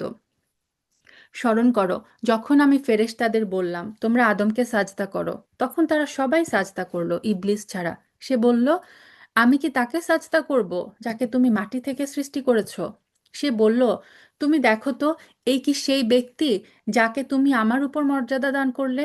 যদি তুমি আমাকে কিয়ামত পর্যন্ত অবকাশ দাও, তাহলে আমি অবশ্যই তার গোটা বংশধরদের আমার নিজের আয়ত্তে নিয়ে আসবো, অর্থাৎ এই বনি আদমকে, আদম সন্তানদেরকে, আমাদেরকে। শয়তান বলে এসেছে যে শয়তান আমাদেরকে তার নিয়ন্ত্রণে নিয়ে আসবে, তবে একটি ক্ষুদ্র দল ছাড়া যারা বেঁচে থাকতে পারবে। এই ক্ষুদ্র দলটাই হচ্ছে তারা যারা হচ্ছে এক আল্লাহতে, মানে আল্লাহর সাথে, আল্লাহর খাস বান্দারা, এই শয়তানের ওয়াসওয়াসা থেকে নিজেদেরকে মুক্ত রাখতে পারে। আল্লাহ তাআলা বললেন, যাও, দূর হও এখান থেকে। যারা তোমার আনুগত্য করবে, তোমাদের সবার শাস্তি হচ্ছে জাহান্নাম, আর জাহান্নামের শাস্তি হবে পুরোপুরি। এদের মধ্যে যাকে যাকে পারো তুমি তোমার আওয়াজ দিয়ে গোমরাহ করে দাও। এখানে যে আওয়াজ বলতে শয়তানের আওয়াজ কি? শয়তানের আওয়াজ হচ্ছে গান বাজনা, এবং এই গান বাজনা দিয়ে কিন্তু শয়তান এই বনি আদমের বিরাট একটা অংশকে কিন্তু গোমরাহ করে দিয়েছে। তারপর আল্লাহ বললেন যে তোমার যাবতীয় অশ্বারোহী পদাতিক বাহিনী নিয়ে তাদের উপর গিয়ে চড়াও হও। তো আমরা জানি শয়তানের একটা বাহিনী আছে, মানে জিন শয়তান, আরেকটা হচ্ছে কিন্তু মানুষ শয়তান। সূরা নাসে কিন্তু আমরা মিনাল জিন্নাতি ওয়ান নাস, এই জিন শয়তান এবং মানব শয়তান দুইটা থেকে কিন্তু আমরা আল্লাহর আশ্রয় চাই। ধন সম্পদ এবং সন্তান সন্ততিতে তুমি তাদের সাথী হয়ে যাও। এটার অর্থ কি? এটা হচ্ছে তুমি তাদেরকে অবৈধ পন্থায় মাল উপার্জন করা, হারাম পথে ব্যয় করা, এই সব কিছুতে তুমি তাদেরকে মানে উস্কাতে থাকো। যত পারো তাদের প্রতিশ্রুতি দিতে থাকো। শয়তান প্রতিশ্রুতি দেয় কি জান্নাত জাহান্নাম বলে কিছু নেই, মৃত্যুর পর পুনর্জীবন বলে কিছু নাই, সো এই লাইফ এনজয় করো। আর শয়তান তাদের যে প্রতিশ্রুতি দেয় তা তো প্রতারণা ছাড়া আর কিছুই নয়। নিঃসন্দেহে যারা আমার খাস বান্দা, তাদের উপর তার কোনো ক্ষমতা চলে না। হে নবী, তোমার রব অবশ্যই তাদের কর্মবিধায়ক হিসেবে যথেষ্ট। আমরা যেন সবাই আল্লাহ সুবহানাহু ওয়া তাআলার এই খাস বান্দাদের অন্তর্ভুক্ত হতে পারি, আল্লাহুম্মা আমিন। হে মানুষ, তোমাদের রব তো হচ্ছেন তিনি, যিনি তোমাদের জন্য সমুদ্রে জলযান পরিচালনা করেন, যাতে করে তোমরা জলে স্থলে তার প্রদত্ত রিজিক তালাশ করতে পারো। অবশ্যই তিনি তোমাদের উপর পরম দয়ালু। আর উত্তাল সমুদ্রের মধ্যে যখন তোমাদের উপর কোনো বিপদ মুসিবত আপতিত হয়, তখন একমাত্র আল্লাহ তাআলাকে বাদ দিয়ে ইতিপূর্বে তোমরা যাদেরকে ডাকতে, তারা সবাইকে তারা সবাই একে একে হারিয়ে যায়। অর্থাৎ চরম বিপদের মুহূর্তে মানুষ কিন্তু এক আল্লাহকেই ডাকে, বাকি গায়রুল্লাহকে কিন্তু তখন আর ডাকে না। তারপর তিনি যখন তোমাদের স্থলে এনে বিপদ থেকে উদ্ধার করেন, অর্থাৎ নিরাপদে যখন তিনি তোমাদেরকে সেই সমুদ্রের বিপদ থেকে উদ্ধার করেন, তখনই তোমরা তার থেকে মুখ ফিরিয়ে নাও। আসলে মানুষ নেহায়েত অকৃতজ্ঞ। তোমরা কি নিশ্চিত হয়ে গেছো যে তিনি তোমাদের স্থলে এনে এর কোথাও তোমাদের গেড়ে দেবেন না, অথবা তোমাদের উপর মরণমুখী কোনো ধূলিঝড় নাজিল করবেন না? এমন অবস্থা আসলে তখন তোমাদেরকে তোমাদের উদ্ধারের জন্য কোনো অভিভাবকও পাবে না। অথবা তোমরা কি এ ব্যাপারে নিশ্চিত হয়ে গেছো যে পুনরায় তিনি তোমাদেরকে সেখানে নিয়ে যাবেন না, এবং তোমাদের সেই অকৃতজ্ঞতার শাস্তি স্বরূপ তিনি তোমাদের উপর প্রচণ্ড ঝড় পাঠাবেন না এবং তোমাদের উত্তাল সমুদ্রে ডুবিয়ে দেবেন না? আর এমন অবস্থা দেখা দিলে তোমাদের জন্য সেদিন আমার মোকাবেলায় আর কোনো সাহায্যকারী পাবে না। অর্থাৎ আল্লাহ বললেন যে জমিনে তোমাদেরকে যখন তিনি সমুদ্রের বিপদ থেকে উদ্ধার করে তীরে নিয়ে আসলেন, তোমরা কি মনে করো তিনি চাইলে এই জমিনে তোমাদের উপর কোনো বিপদ দিতে পারবেন না? অথবা তোমরা তো এই জীবিকার তালাশে আবারও সমুদ্রে যাবে, তখন কি তিনি তোমাদের উপর চাইলে আবার এই বিপদ এনে দিতে পারবেন না? তখন তোমাদেরকে কে বাঁচাবে? আমি অবশ্যই আদম সন্তানদের মর্যাদা দান করেছি। এই যে ওয়ালাকত কাররামনা বানি আদম, এই বানি আদমের যে মর্যাদা, এটা কিন্তু সে মুমিন হোক কিংবা কাফের হোক, আল্লাহ সুবহানাহু ওয়া তাআলা মানুষকে তার সমস্ত সৃষ্টিকুল, সমস্ত জীবজন্তু, জড় পদার্থ, উদ্ভিদ, সব কিছুর তুলনায় তিনি কিন্তু মানুষকে মর্যাদা দিয়েছেন। এবং এই মর্যাদা বিভিন্ন দিক থেকে, মানুষের আকার আকৃতি, তারপর তার যে ব্যালেন্স, তার যে মানে সামঞ্জস্যপূর্ণ তার যে শারীরিক গঠন, তার যে বুদ্ধি, যে জ্ঞান মানুষকে আল্লাহ সুবহানাহু ওয়া তাআলা দিয়েছেন, যেটার মাধ্যমে মানুষ বিভিন্ন জিনিস আবিষ্কার করেছে, সমস্ত জীবজন্তু কিন্তু এগুলো থেকে বঞ্চিত। সো আল্লাহ আজ্জা ওয়া জাল আদম সন্তানকে সর্বোচ্চ মর্যাদা দান করেছেন। স্থলে এবং সমুদ্রে আমি ওদের চলাচলের বাহন দিয়েছি, পবিত্র জিনিস দিয়ে আমি তাদের রিজিক দান করেছি, অন্য যত কিছু সৃষ্টি করেছি তার অধিকাংশের উপরই আমি তাদের শ্রেষ্ঠত্ব দান করেছি। যেদিন আমি প্রত্যেক জাতিকে তাদের নেতাদের সাথে ডাকব, সেদিন যাদের আমলনামা তাদের ডান হাতে দেওয়া হবে, তারা খুশি হয়ে তা পড়তে শুরু করবে। তাদের উপর সেদিন বিন্দু মাত্র জুলুম করা হবে না। আল্লাহুম্মা জালনা মিনহুম, আল্লাহ যেন আমাদের তাদের অন্তর্ভুক্ত করেন যাদের আমলনামা ডান হাতে দেওয়া হবে। আল্লাহুম্মা আমিন। তো এখানে নেতা বলতে অনেকে বলেছেন যে হতে পারে যে পয়গম্বরদেরকে বোঝানো হয়েছে, অর্থাৎ প্রত্যেক উম্মতকে সেদিন নবীর নাম ধরে ডাকা হবে। আবার কেউ কেউ বলেছেন আসমানি কিতাব বোঝানো হয়েছে, অর্থাৎ এভাবেও ডাকা হতে পারে যে হে তাওরাতধারীরা আসো, হে ইঞ্জিলধারীরা, হে কোরআনধারীরা। আল্লাহু আলাম। যে ব্যক্তি জেনে বুঝে এখানে সত্য থেকে অন্ধ হয়ে থেকেছে, অর্থাৎ এই পৃথিবীতে, পরকালেও সে আল্লাহর নিয়ামত থেকে অন্ধ হয়ে যাবে, সে হবে অধিক পরিমাণে পথহারা। হে নবী, আমি তোমার প্রতি যে ওহী পাঠিয়েছি তার প্রচার এবং প্রতিষ্ঠা থেকে তোমার পদস্খলন ঘটাবার ব্যাপারে এরা কোনো প্রকার চেষ্টাই বিরত রাখেনি, যাতে করে তুমি ওহির বদলে আমার সম্পর্কে কিছু মিথ্যা কথা বানাতে শুরু করো। তেমন কিছু করলে অবশ্যই এরা তোমাকে বন্ধু বানিয়ে নিত। যদি আমি তোমাকে আমার পথে অবিচল না রাখতাম, তাহলে তুমি অবশ্যই তাদের দিকে সামান্য কিছুটা হলেও ঝুঁকে পড়তে। এটা হচ্ছে স্পেশাল একটা মানে রক্ষা কবচ আল্লাহ সুবহানাহু ওয়া তাআলার পক্ষ থেকে থাকে তার নবীদের জন্য। আল্লাহ বললেন যে মুশরিকরা যদিও নবীকে তাদের প্রতি আকৃষ্ট করতে চেয়েছিল, আল্লাহ সুবহানাহু ওয়া তাআলা রাসূলকে কি করেছেন, সেই আকর্ষণ থেকে বাঁচিয়ে রেখেছেন, যাতে তারা সামান্য পরিমাণও সেই দিকে না ঝুঁকে। আর এমনটি যদি হতো, অর্থাৎ নবীরা যদি ওই কাফেরদের দিকে ঝুঁকে যেতেন, তাহলে জীবনে ও মৃত্যু পরবর্তীকালে আমি তোমাকে দ্বিগুণ শাস্তি আস্বাদন করাতাম। কেননা শাস্তির ভারও কিন্তু মান মর্যাদা অনুযায়ী হয়। সো নবীর দ্বারা যদি কোনো গুনাহ হয়ে যায় তাহলে কিন্তু শাস্তিও দ্বিগুণ। অতঃপর তুমি আমার বিরুদ্ধে কোনোই সাহায্যকারী পেতে না। হে নবী, এরা এ ব্যাপারেও কোনো চেষ্টা ত্রুটি করেনি যে তোমাকে এই ভূখণ্ড থেকে উৎখাত করে বাইরে কোথাও ফেলে দিবে। আমরা এটা সবাই জানি রাসূল সাল্লাল্লাহু আলাইহি সাল্লামকে মক্কা থেকে বহিষ্কারের জন্য মক্কার কুরাইশরা কি করেছিল। যদি তেমনটি হতো, তাহলে তোমার পরে তারা নিজেরাও সেখানে সামান্য কিছুক্ষণ মাত্রই টিকে থাকতে পারত। অর্থাৎ যদি তারা এরকম করতো, তাহলে সত্তর আল্লাহর আযাব থেকে তারা রক্ষা পেত না, আল্লাহর আযাব তাদের উপর চলে আসতো। তোমার আগে আমি যত নবী রাসূল পাঠিয়েছিলাম তাদের ব্যাপারে এই ছিল আমার নিয়ম, আর তুমি আমার নিয়মের কখনো রদবদল দেখতে পাবে না। হে নবী, সূর্য ঢলে যাওয়ার পর থেকে রাতের অন্ধকার পর্যন্ত সময়ের ভিতরে নামাজ প্রতিষ্ঠা করবে এবং ফজরের নামাজ ও তার কোরআন তেলাওয়াতের প্রতি যত্নবান হবে। সুবহানাল্লাহ। দেখেন, অবশ্যই ফজরের নামাজ এবং কোরআন তেলাওয়াত হচ্ছে ফেরেশতাদের হাজিরা দেওয়ার সময়। দেখেন, আল্লাহ বললেন সূর্যের ঢলে যাওয়ার পর থেকে রাতের অন্ধকার পর্যন্ত।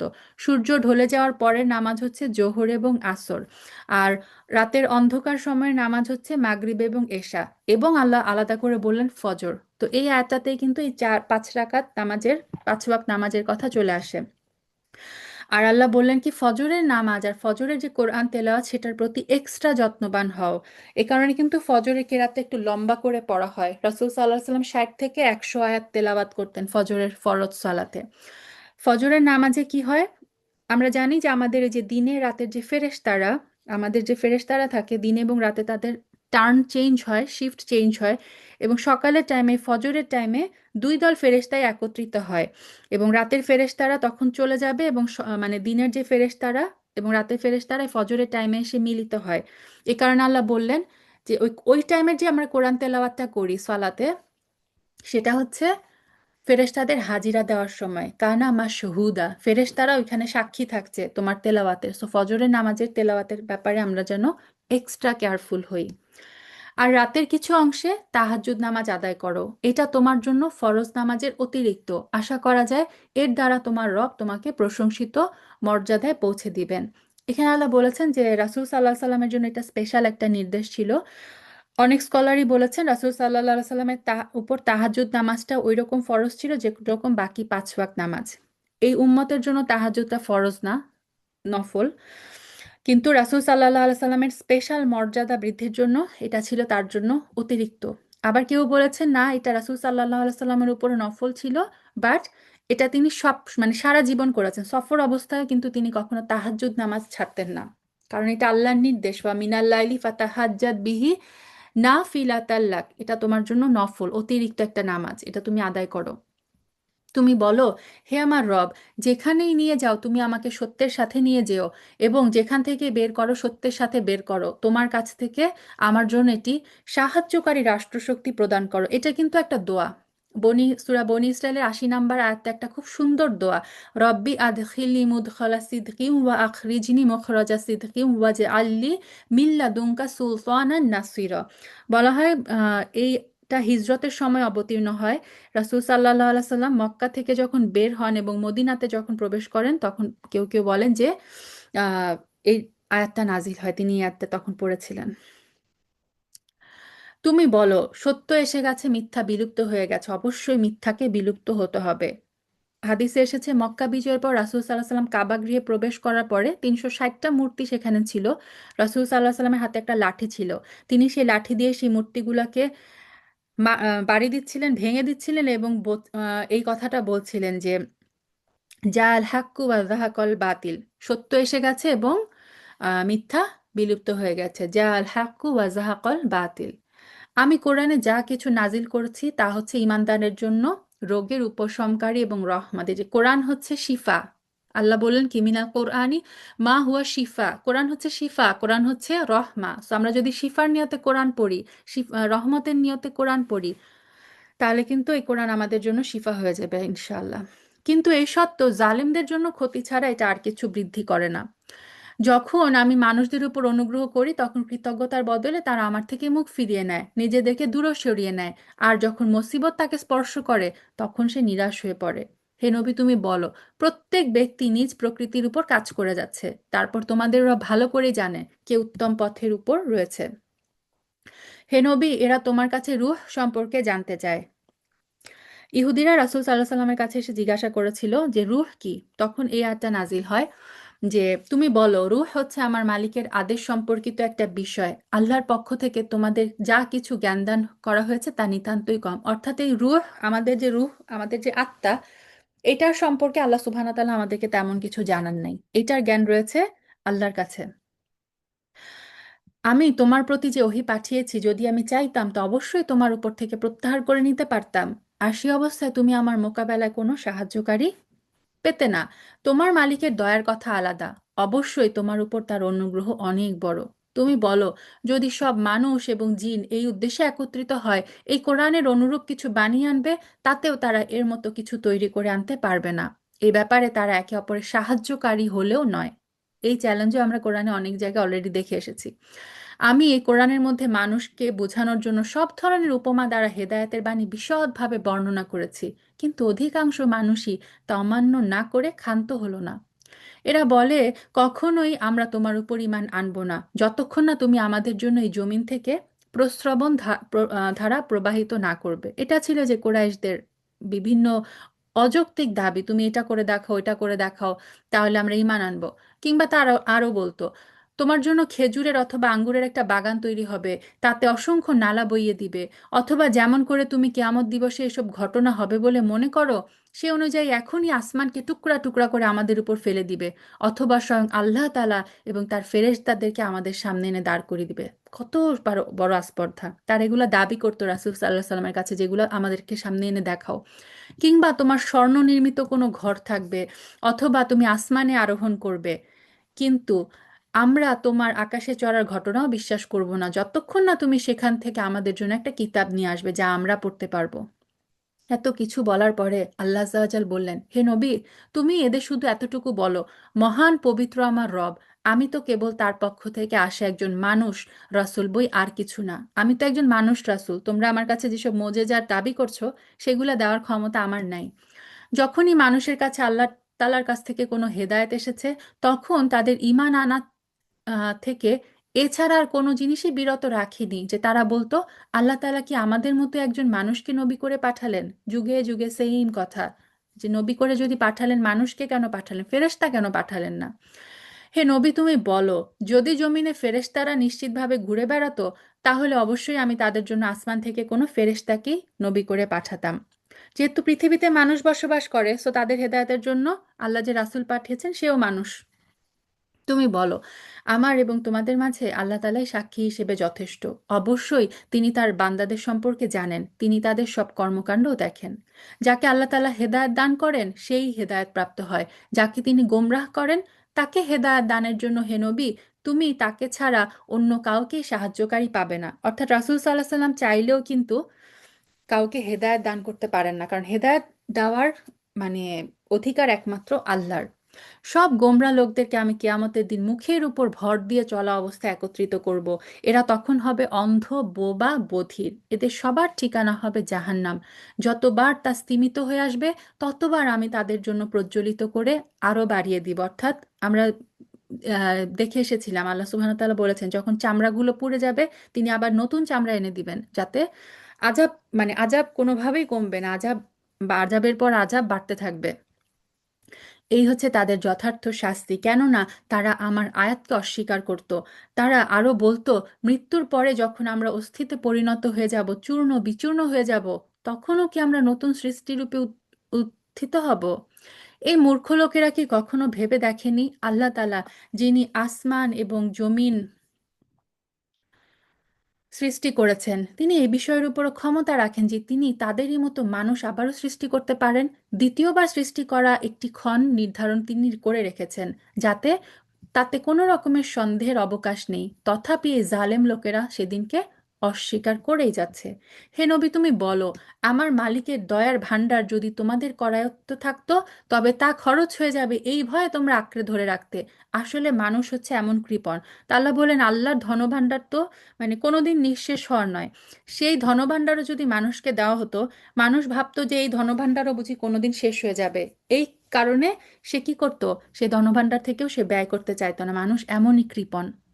আমি মূসাকে 9টি স্পষ্ট নিদর্শন দিয়েছিলাম। হে নবী, তুমি স্বয়ং বনী ইসরায়েলের কাছে কথাটা জিজ্ঞাসা করো।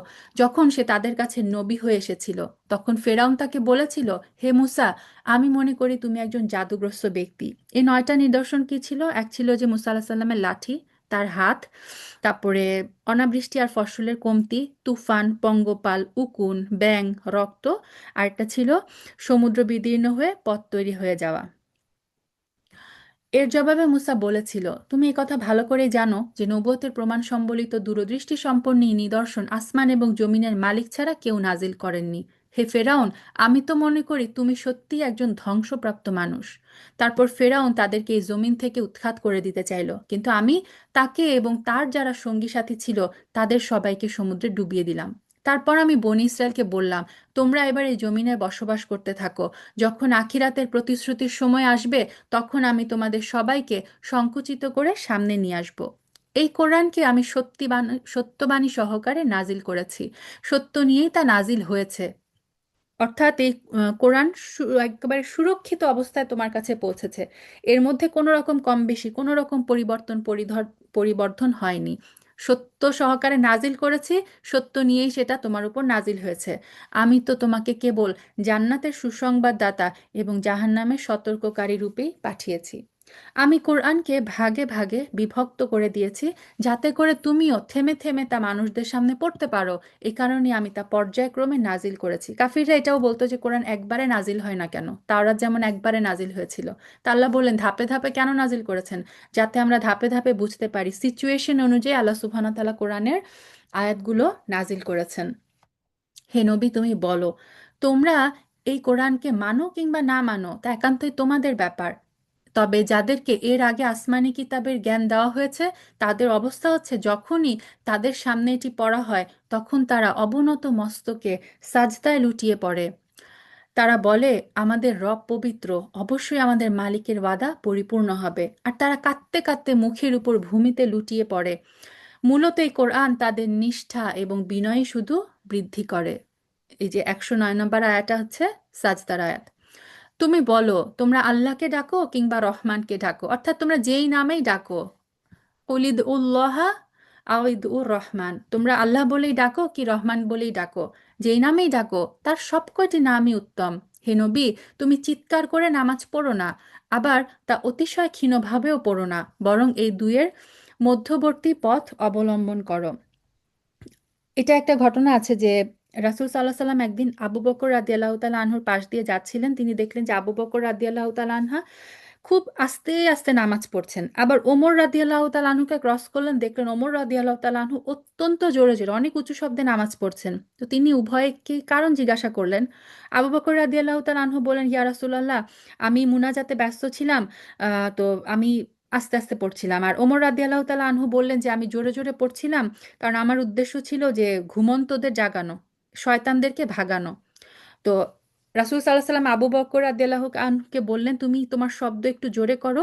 আর ওমর রাদিয়াল্লাহু তাআলা আনহুকে বললেন, তুমি তোমার শব্দ একটু নিচু করো।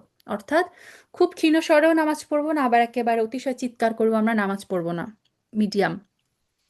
তুমি বলো, সকল প্রশংসা আল্লাহর জন্য, যিনি কখনো কোনো সন্তান গ্রহণ করেননি, তার সার্বভৌমত্বে কখনো কারো অংশীদারিত্ব নেই, না তিনি কখনো দুর্দশাগ্রস্ত হন, তার কোনো অভিভাবকেরও প্রয়োজন হয় না। তুমি তার মাহাত্ম্য ঘোষণা করো, পরমতম মাহাত্ম্য। সূরা বানি ইসরায়েল শেষ হচ্ছে ওয়াকুলিল হামদুলিল্লাহ।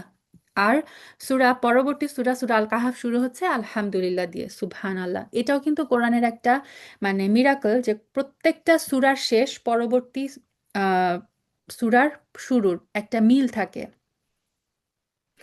আচ্ছা, আলহামদুলিল্লাহ আলহামদুলিল্লাহ, সূরা বানি ইসরায়েল শেষ হচ্ছে, তারপর শুরু হচ্ছে সূরা আল কাহাফ। এটা মুসাফের অর্ডারে 18 নম্বর সূরা। সূরা কাহাফটা একটা মাক্কি সূরা। কাহাফ মানে হচ্ছে গুহা। তো এই সূরায় গুহায় ঠাঁই নেওয়া আমরা কয়েকজন যুবকের গল্প শুনবো। তখনকার এক রোমান শাসক ছিল, যে মূর্তি পূজা করার জন্য সবাইকে চাপ দিচ্ছিল, এবং এই যুবকদের যখন সে জানতে পারে এই যুবকরা এক আল্লাহর তাওহীদে বিশ্বাসী, তখন সেই রোমান শাসক এই যুবকদেরকে চাপ দেয় তারা যেন মূর্তি পূজা করে। তো আল্লাহকে বাদ দিয়ে অন্য কাউকে ইলাহ এবং রব এই যুবকরা মানতে চান নাই। সে কারণে কি করে, এই চাপের মুখে টিকতে না পেরে লোকালয় ছেড়ে তারা একটা নির্জন গুহায় যে আশ্রয় নেয়। এই গুহাটাই হচ্ছে কাহাফ, এবং এটা থেকে সূরা নামকরণ করা হয়েছে সূরা আল কাহাফ। বিসমিল্লাহির রহমানির রহিম। সমস্ত প্রশংসা সে আল্লাহর জন্য, যিনি তার একজন বিশেষ বান্দার উপরে এই গ্রন্থ নাজিল করেছেন। এর কোথাও তিনি কোনো রকম বক্রতা রাখেননি, অর্থাৎ কোরআনের মধ্যে কিন্তু কোনো বক্রতা নাই। একে তিনি প্রতিষ্ঠিত করেছেন সহজ সরল পথের উপর, যাতে করে তার পক্ষ থেকে সেই নবী তাদের জাহান্নামের ব্যাপারে সতর্ক করে দিতে পারে, এবং যারা ঈমানদার, যারা নেক কাজ করে, তাদেরকে এই মর্মে সুসংবাদ দিতে পারে যে তাদের জন্য রয়েছে আল্লাহ তাআলার পুরস্কার। অর্থাৎ সবসময় আল্লাহ সুবহানাহু ওয়া তাআলা বলছেন নবীদের কাজ হচ্ছে জাহান্নামের ভয়াবহ সংবাদ দিয়ে মানুষকে সতর্ক করে, এবং মুমিনদের জন্য জান্নাতের সুসংবাদ দেওয়া, যে জান্নাতে তারা চিরকাল থাকবে। এবং সেই সব লোকদেরও ভয় দেখাবে যারা বলে আল্লাহ তাআলা সন্তান গ্রহণ করেছেন, অথচ তাদের কাছে এর কোনো জ্ঞানসম্মত দলিল নাই, তাদের বাপদাদাদের কাছেও ছিল না। এটা বড় কঠিন কথা যা তাদের মুখ থেকে বের হচ্ছে। আল্লাহ বললেন যে এই যে ঈসাকে খ্রিস্টানরা বলে ঈসা হচ্ছে আল্লাহর পুত্র, ইহুদিরা বলে উজাইর হচ্ছে আল্লাহর পুত্র, কোনো কোনো মুশরিক বলে ফেরেশতারা হচ্ছে আল্লাহর কন্যা। আল্লাহ সুবহানাহু ওয়া তাআলা বললেন যে এটা অত্যন্ত জঘন্য কথা, যেটা তাদের মুখ থেকে বের হচ্ছে, এটা জঘন্য মিথ্যা ছাড়া আর কিছু না। হে নবী, তারা যদি এই কথার উপর ঈমান না আনে, তাহলে মনে হয় দুঃখে কষ্টে এদের পেছনে পড়ে তুমি নিজেকেই বিনাশ করে দিবে। সো রাসূল সাল্লাল্লাহু আলাইহি সাল্লাম নিজে অত্যন্ত উদ্বিগ্ন ফিল করতেন, তিনি অত্যন্ত মন খারাপ করতেন যে কাফেররা কেন ঈমান আনছে না, ঈমান থেকে তারা কেন বারবার মুখ ফিরিয়ে নিচ্ছেন। তো রাসূল সাল্লাল্লাহু আলাইহি সাল্লামের এই যে কষ্ট, এই আয়াতে আল্লাহ সুবহানাহু ওয়া তাআলা তার সেই মানসিক অবস্থা তুলে ধরছেন, এবং বলছেন যে তোমার অবস্থা এরকম যে তুমি তাদের পিছনে নিজেকেই মনে হচ্ছে তুমি বিনাশ করে দিবে। যা কিছু জমিনের বুকে আছে তাকে আমি অবশ্যই তার জন্য শোভা বর্ধনকারী করে বানিয়েছি, এবং যাতে করে আমরা তাদেরকে পরীক্ষা করতে পারি তাদের মধ্যে কাজকর্মের দিক থেকে কে কত বেশি উত্তম, কে কত বেশি উত্তম। আইয়ুহুম আহসানু আমালা। আল্লাহ কখনো বলেন না কে বেশি কাজ করতে পারে, আল্লাহ বলেন কার কাজকর্ম হচ্ছে উত্তম হয়, আহসান এহসানের সাথে করে। আর যা কিছু এর উপর আছে একদিন তাকে আমি উদ্ভিদ শূন্য মাটিতে পরিবর্তন করে দিব, অর্থাৎ কিয়ামতের দিন যেখানে কোনো গাছপালা থাকবে না, সব কিছু সমতল হয়ে যাবে। হে নবী, তুমি কি মনে করো যে গুহা এবং পাহাড়ের উপত্যকার অধিবাসীরা, এই যে রকিম ওর উপত্যকার অধিবাসীরা আমার নিদর্শন সমূহের মধ্যে একটা বিস্ময়কর নিদর্শন ছিল? অর্থাৎ এই গুহাবাসী রাকিমবাসীরা এটা যে আমার নিদর্শনাবলীর মধ্যে বিস্ময়কর শুধু তা না, এই যে আল্লাহ সুবহানাহু ওয়া তাআলা আমরা এতদিন দেখে আসলাম যে চাঁদ সূর্য আসমান সবকিছুর সৃষ্টি, এটা কি কম বিস্ময়কর? ঘটনাটা এখন আল্লাহ সুবহানাহু ওয়া তাআলা এই গুহাবাসীর ঘটনা বলছেন। ঘটনাটা ছিল এই, কতিপয় যুবক যখন গুহায় আশ্রয় নিল, তখন তারা এই বলে দোয়া করলো, এটা যে একটা দোয়া, হে আমাদের রব, তুমি একান্ত তোমার কাছ থেকে আমাদের উপর অনুগ্রহ করো, আমাদের কাজকর্ম সহজ করে দাও, তুমি আমাদের সঠিক পথ দেখাও। So, আমরা যখন কোনো কিছু নিয়ে মানে বিভ্রান্তের মধ্যে থাকবো, যখন আমরা কোনো মনে হবে যে আমরা পথ খুঁজে পাচ্ছি না, এই দোয়াটা আমরাও করব। রব্বানা আতিনা মিন লাদুনকা রাহমাতা ওয়া হাইয়্যি লানা মিন আমরিনা রশাদা। তারপর আমি গুহার ভিতরে তাদের কানে বহু বছর ধরে ঘুমের পর্দা দিয়ে রাখলাম। কানে ঘুমের পর্দা মানে কি? আল্লাহ সুবহানাহু ওয়া তাআলা তাদের কান বন্ধ করে দিলেন, যাতে বাইরের শব্দে তাদের ঘুম না ভাঙে। অর্থাৎ এই ৩০৯ বছর তিনি তাদেরকে গভীর ঘুমের অবস্থায় রেখে দিলেন। তারপর আমি তাদের ঘুম থেকে উঠিয়ে দিলাম, যাতে করে আমি জেনে নিতে পারি দুই দলের মধ্যে কোন দলটি ঠিক করে বলতে পারে তারা কতদিন সেখানে অবস্থান করেছিল। তো গুহাবাসীরা যখন ঘুম থেকে উঠল, তারা বলল যে আমরা কতদিন এখানে ঘুমিয়েছি। কেউ বলল যে এতদিন, কেউ বলল যে না, একদিনের একটু কম বেশি। তো এই দুই দলের মধ্যে আল্লাহ সুবহানাহু ওয়া তাআলা বললেন যে আমি দেখতে চাই যে কারা সঠিকভাবে বলতে পেরেছিল তারা কতদিন অবস্থান করেছিল। হে নবী, আমি তোমার কাছে তাদের বৃত্তান্ত সঠিকভাবে বর্ণনা করছি। অবশ্যই তারা ছিল কতিপয় যুবক যারা তাদের মালিকের উপর ঈমান এনেছিল, আমি তাদের হেদায়াতের পথে এগিয়ে দিয়েছিলাম। আমি তাদের মনে দৃঢ়তা দান করেছি যখন তারা আল্লাহর পথে দাঁড়িয়ে গেল এবং ঘোষণা করলো যে আমাদের রব তো হচ্ছেন তিনি, যিনি আসমান এবং জমিনের রব, আমরা কখনো তাকে বাদ দিয়ে আর কাউকে ডাকবো না। যদি আমরা এমন কথা বলি তাহলে তা হবে দ্বীনি বিরোধী কাজ। তো বলা হয় যে ওই আহ, রাজার দরবারে যখন এই যুবকদেরকে নিয়ে যাওয়া হয়, তখন তারা রাজার সামনে দাঁড়িয়ে এই কথা ঘোষণা করেছিল, তাওহীদের ঘোষণা দিয়েছিল। এবং তারপরে তারা যখন সন্দেহ করে যে রাজা তাদেরকে পাকড়াও করে ফেলবে, তখনই তারা বের হয়ে যে এই গুহায় যে আশ্রয় নেয়। এরা হচ্ছে আমাদের জাতির লোক, যারা আল্লাহকে বাদ দিয়ে অসংখ্য মাবুদ গ্রহণ করেছে। তারা যদি সত্যবাদী হয়, তাহলে এদের কাছে স্পষ্ট দলিল নিয়ে আসে না কেন? তার চাইতে বড় জালেম আর কে, যে আল্লাহর উপর মিথ্যা আরোপ করে? তারপর যুবকরা পরস্পর বলল, আল্লাহ তাআলা ছাড়া অন্যদেরকে যারা মাবুদ বানায় তাদের কাছ থেকে তোমরা কখনো যখন বিচ্ছিন্ন হয়ে গেলে, তখন তোমরা একটা গুহায় গিয়ে আশ্রয় নাও। এই যে তারা পরস্পর পরামর্শ করে তারা কি করলো, গুহায় যে আশ্রয় নিল। সেখানে তোমাদের রব তোমাদের উপর তার রহমতের ছায়া বিস্তার করে দিবেন, তোমাদের বিষয়গুলোকে তোমাদের জন্য সহজ করে দিলেন। সেই যুবকরা গুহায় গিয়ে আত্মগোপন করলো, আর ওদিকে তাদের নিখোঁজ হওয়ার কথা প্রচার হয়ে গেল। লোকজন তাদেরকে খোঁজা শুরু করলো। হে নবী, তুমি যদি সেই গুহা দেখতে তাহলে দেখতে পেতে, সূর্য তার উদয়কালে তাদের গুহার দক্ষিণ পাশ দিয়ে হেলে যায়, আবার যখন তা অস্ত যায় তার গুহার বাম পাশ দিয়ে অতিক্রম করে, এবং তারা তার মধ্যবর্তী এক প্রশস্ত চত্বরে অবস্থান করেছে। সূর্যের প্রখরতা কখনো তাদের কষ্টের কারণ হয় না। আল্লাহ সুবহানাহু ওয়া তাআলার এমন একটা মোজেজা ছিল যে এই ব্যক্তিরা যখন গুহায় গিয়ে ঘুমালো, আল্লাহ তাদের এমন একটা ব্যবস্থা করলেন যে সূর্যের আলো বাতাস সবকিছুই ঢুকছিল, কিন্তু সূর্য আবার তাদেরকে ডিরেক্ট স্পর্শ করছিল না। আসলে এই সবই হচ্ছে আল্লাহর কুদরতের নিদর্শন। এর মাধ্যমে আল্লাহ তাআলা যাকে হেদায়েত দান করেন সেই একমাত্র হেদায়েত প্রাপ্ত হয়, আর যাকে তিনি গোমরাহ করেন সে কখনো কোনো পথ প্রদর্শনকারী ও অভিভাবক পাবে না।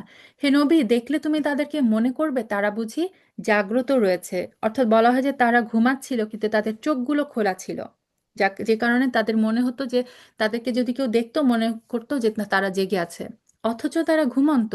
আমি কখনো তাদের ডানে কখনো বামে পরিবর্তন করে দিতাম, কেন? যাতে যে বেড সোর না হয়ে যায়। একদিকে যদি মানুষ থাকে তাহলে কি হবে, ওই জায়গা পচে যাবে।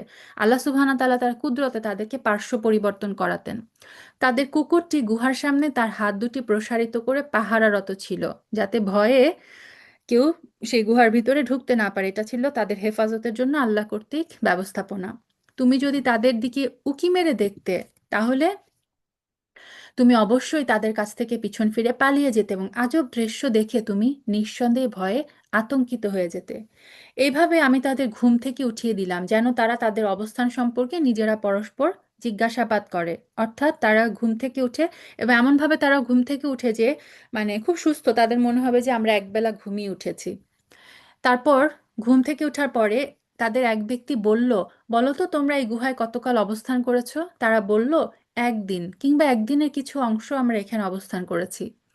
তারপর তারা বলল, তোমাদের রবই ভালো জানেন তোমরা এই গুহায় কতকাল অবস্থান করেছো। এখন এই বিতর্ক রেখে তোমরা বরং একজনকে তোমাদের এই মুদ্রা সহ শহরে পাঠাও। তারা ঘুম থেকে উঠে তাদের খিদা পেল, তো তাদের কাছে কিছু মুদ্রা ছিল।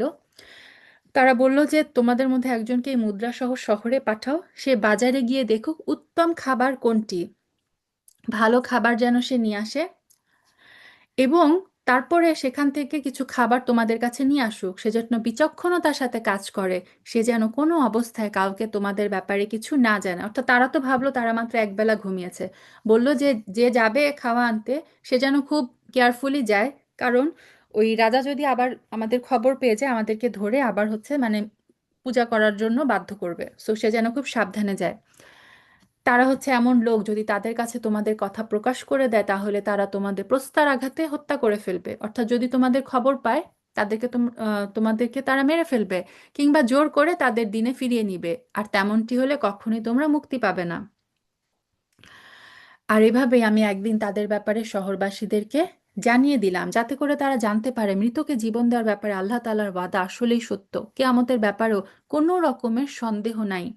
অর্থাৎ এই যে গুহাবাসীরা একজন যখন বের হলো, তার কাছে যে মুদ্রা ছিল সেটা তো 300 বছর আগের মুদ্রা, কারণ এর মধ্যে 300 বছর পার হয়ে গেছে। সে যখন সেই মুদ্রাটা নিয়ে আহ মানে দোকানদারকে দিল, যেটার বিনিময়ে আমাকে কিছু খাদ্য দাও, দোকানদার অবাক হয়ে গেল। সে ভাবলো যে তুমি এই মুদ্রা কোত্থেকে পেলে। এবং বলা হয় যে ওই দোকানদার থেকে পাশের দোকানদার, এরকম করতে করতে এই কথাটা রাজা পর্যন্ত পৌঁছায়। এবং সেই রাজা সেই গুহাবাসীদের এই সঙ্গীদের সাথে তখন সেই গুহা পর্যন্ত যায় এবং যেয়ে দেখে আল্লাহ সুবহানাহু তাআলার এই মিরাকুলাস ঘটনাটা। আল্লাহ বললেন যে এটা তিনি চেয়েছিলেন, দেখে এই শহরবাসীদেরকে তখন তাদের কথা জানিয়ে দিলেন। যখন তারা নিজেদের মধ্যে এই নিয়ে বিতর্ক করে যাচ্ছিল, তখন কিছু লোক বলল, তাদের সম্মানে তাদের উপর একটা স্মৃতিসৌধ নির্মাণ করে দাও। আসলে তোমাদের রব তাদের সম্বন্ধে সর্বাধিক খবর রাখেন। আর যেসব মানুষ তাদের কাজের উপর বেশি প্রভাবশালী ছিল, তারা বলল, স্মৃতিসৌধ বানানোর বদলে চলো আমরা তাদের উপর একটি মসজিদ নির্মাণ করি।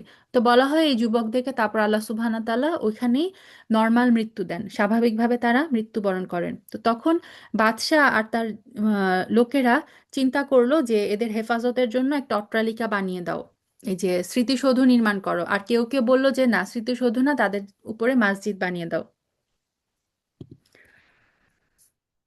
কিছু লোক বলে গুহার অধিবাসীরা ছিল 3 জন, তার চতুর্থটি ছিল পাহারাদার কুকুর। কেউ কেউ বলে তারা ছিল সংখ্যায় 5 জন, ষষ্ঠটি ছিল কুকুর। আর আসলে অচেনা অচেনা বিষয়সমূহের প্রতি এরা খামাখা অনুমান নিক্ষেপ করে এই সব কিছু বলে। আর কেউ বলে তারা ছিল 7 জন, অষ্টমটি ছিল কুকুর। হে নবী, তুমি এদের বলো, আমার রব ভালো করে জানেন আসলে ওদের সংখ্যা কত ছিল। তাদের সংখ্যা খুব কম লোকই বলতে পারে। তুমিও এদের সংখ্যার ব্যাপারে সাধারণ আলোচনার বাইরে বেশি বিতর্ক করো না। তাদের সম্পর্কে খামাখা অন্য মানুষের কাছেও মতামত জানতে চেও না। সো তাদের যে এই গুহাবাসীদের সংখ্যা, এক্সাক্ট আসল সংখ্যা যে কতটুকু ছিল, একমাত্র আল্লাহ আলাম, আল্লাহ নোজ বেস্ট। আল্লাহ সুবহানাহু ওয়া তাআলা বলেন এই সংখ্যা নিয়ে মানুষরা অনেক বেশি বিতর্ক করে। হে নবী, কখনো কাজের ব্যাপারে এ কথা বলো না এই কাজটি আমি আগামীকাল করব, বরং বলো আল্লাহ যদি চান তাহলেই আমি আগামীকাল এই কাজটা করতে পারবো। এই যে আইয়াশা আল্লাহ, আমরা যে বলি ইনশা আল্লাহ। যদি কখনো কিছু ভুলে যাও তাহলে তোমার রবকে স্মরণ করো এবং বলো, সম্ভবত আমার রব এর চাইতে নিকটতর কোনো কল্যাণ দিয়ে আমাকে পথ দেখাবেন। এটার পেছনে ইয়ে ছিল যে আম, ইহুদিরা এসে রাসূল সাল্লাল্লাহু আলাইহি সাল্লামকে কয়েকটা প্রশ্ন করে, যে 3টা কোয়েশ্চেন করেছিল। একটা ছিল যে কাহাফবাসীর ঘটনা কি, জুলকার নাইনকে রূহ রূহ নিয়ে কোয়েশ্চেন করেছিল। তো রাসূল সাল্লাল্লাহু আলাইহি সাল্লাম বললেন যে আমি তোমাকে আগামীকাল এসো, আগামীকাল আমি এই প্রশ্নের উত্তর দিব। রাসূল সাল্লাল্লাহু আলাইহি সাল্লাম ইনশাআল্লাহ বলতে ভুলে গিয়েছিলেন। তো এই কারণে 15 দিন জিবরিল আলাইহিস সালাম ওহী নিয়ে আসেন নাই। তারপর যখন আসলেন তখন আল্লাহ সুবহানাহু তাআলা এই নির্দেশ দিলেন যে হে নবী, কোনো কাজ যখন আপনি ফিউচারে কোনো কাজ যখন করবেন, কখনো বলবেন না যে আমি করে ফেলবো এটা। আপনি বলেন ইনশাআল্লাহ, আল্লাহ যদি চান তাহলে হচ্ছে আমি তোমাদেরকে এই জবাবটা দিব। সুবহানাল্লাহ, এটা আমাদের জন্য একটা শিক্ষা। সৌর গণনায় তারা তাদের এই গুহায় কাটিয়েছে 300 বছর, আর চন্দ্র বছরের গণনায় তারা এর সাথে আরো 9 বছর যোগ করেছে। অর্থাৎ সৌর মাস হিসেবে এরা ছিল 300 বছর, আর যদি চন্দ্রমাস হিসাব করা হয় তাহলে হচ্ছে তারা ছিল 309 বছর। হে নবী, তুমি বলো, একমাত্র আল্লাহ তাআলাই সঠিক করে বলতে পারেন ওরা গুহায় কত বছর ছিল। আসমান এবং জমিনের যাবতীয় গায়েব বিষয়ের জ্ঞান তো একমাত্র আল্লাহর জন্যই নির্দিষ্ট। কত সুন্দর দ্রষ্টা তিনি, কত সুন্দর শ্রোতা তিনি। তিনি ছাড়া তাদের দ্বিতীয় কোনো অভিভাবক নেই। তিনি নিজের কর্তৃত্ব ক্ষমতায় অন্য কাউকে কখনো শরিক করেন না। হে নবী, তোমার উপর তোমার মালিকের যে কিতাব নাজিল করা হয়েছে তা তুমি তেলাওয়াত করো। তার কিতাবে বর্ণিত কথার রদবদল করার কেউ নেই। তিনি ছাড়া তুমি আর কখনো কোনো আশ্রয়স্থলও পাবে না। হে নবী, তুমি নিজেকে সদা সেই সব মানুষদের সাথে রেখে চলবে যারা সকাল সন্ধ্যায় তাদের রবকে ডাকে, একমাত্র তারই সন্তুষ্টি কামনা করে। তুমি কখনো তাদের কাছ থেকে তোমার স্নেহের দৃষ্টি ফিরিয়ে নিও না, এমন যেন না হয় তুমি এই পার্থিব জগতের সৌন্দর্য কামনা করো। কখনো এমন কোনো ব্যক্তির কথা মতো চলো না যার অন্তঃকরণে আমি আমার স্মরণ থেকে গাফেল করে দিয়েছি, যে ব্যক্তি নিজের প্রবৃত্তির গোলামি করে এবং যার কার্যকলাপ হচ্ছে আল্লাহ তাআলার সীমা লঙ্ঘন। সূরা আনামেও কিন্তু আমরা এই ঘটনাটা আহ পড়েছিলাম, যে কুরাইশ বংশের লোকজন এটা পছন্দ করতো না যে রাসূল সাল্লাল্লাহু আলাইহি সাল্লামের সাহাবীরা তো গরিব দুর্বল। তো সাদ ইবনে আবি ওয়াক্কাস রাদিয়াল্লাহু আনহু বলেন যে আমরা 6 জন রাসূল সাল্লাল্লাহু আলাইহি সাল্লামের সাথে বসা ছিলাম, এবং কুরাইশরা রাসূল সাল্লাল্লাহু আলাইহি সাল্লামের কাছে এসে তখন বলল যে তুমি যদি এই লোকদের তোমার কাছ থেকে সরিয়ে দাও তাহলে আমরা তোমার কাছে উপস্থিত হয়ে তোমার কথা শুনবো। তো রাসূল সাল্লাল্লাহু আলাইহি সাল্লামের অন্তরে এই খেয়াল জাগলো যে হতে পারে তারা যদি আমার কথাবার্তা শুনে তাদের মনের অবস্থা পরিবর্তন হবে, তারা ইসলাম ধর্ম গ্রহণ করবে। আল্লাহ সুবহানাহু ওয়া তাআলা তাদেরকে, রাসূল সাল্লাল্লাহু আলাইহি সাল্লামকে কঠোরভাবে নিষেধ করলেন যে তাদের কথা শুনে তুমি এরকম সাহাবীদেরকে তোমার চারপাশ থেকে সরিয়ে দিও না, যাদের একমাত্র কাজ হচ্ছে সকাল সন্ধ্যায় তার রবকে ডাকা, আল্লাহর সন্তুষ্টি কামনা করা। হে নবী, তুমি বলো, এই সত্য দিন তোমাদের মালিকের পক্ষ থেকে এসেছে, সুতরাং যার ইচ্ছা সে এর উপর ঈমান আনুক, আর যার ইচ্ছা সে তা অস্বীকার করুক। আমি এই অস্বীকারী জালেমদের জন্য এমন আগুন প্রস্তুত করে রেখেছি যার পরিধি তাদের পুরোপুরি পরিবেষ্টন করে রাখবে।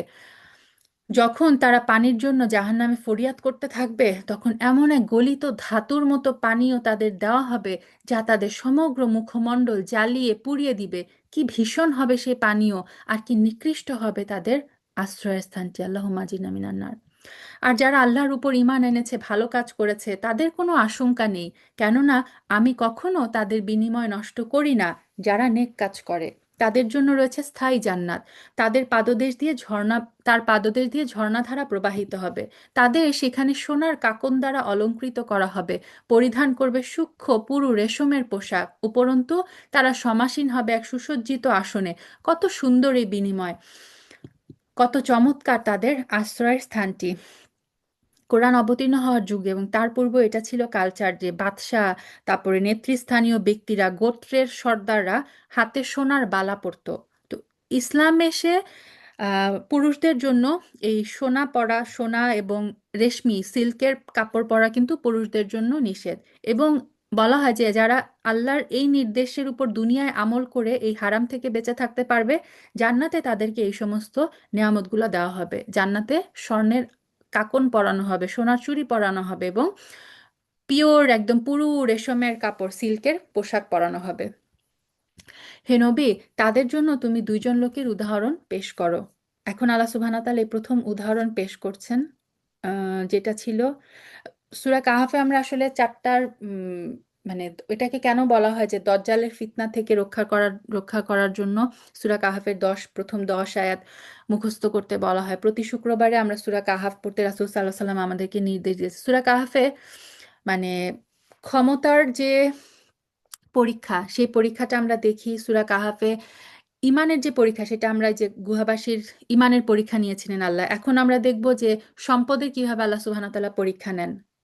তো তা ইলমের পরীক্ষা জুলকারনাইনের ক্ষেত্রে আমরা দেখব, জুলকারনাইন না, মুসা আলাহিসাল্লাম সাল্লাম আর খিদিরের মাধ্যমে আমরা দেখবো আল্লাহ সুবহানাহু ওয়া তাআলা ইলম জ্ঞানের উপরে কিভাবে পরীক্ষা নেন। আর জুলকারনাইনের মাধ্যমে আমরা দেখবো আল্লাহ সুবহানাহু ওয়া তাআলা ক্ষমতা দিয়ে কিভাবে মানুষের পরীক্ষা নেন। এগুলো হচ্ছে সবকিছু ফিতনা আমাদের জন্য।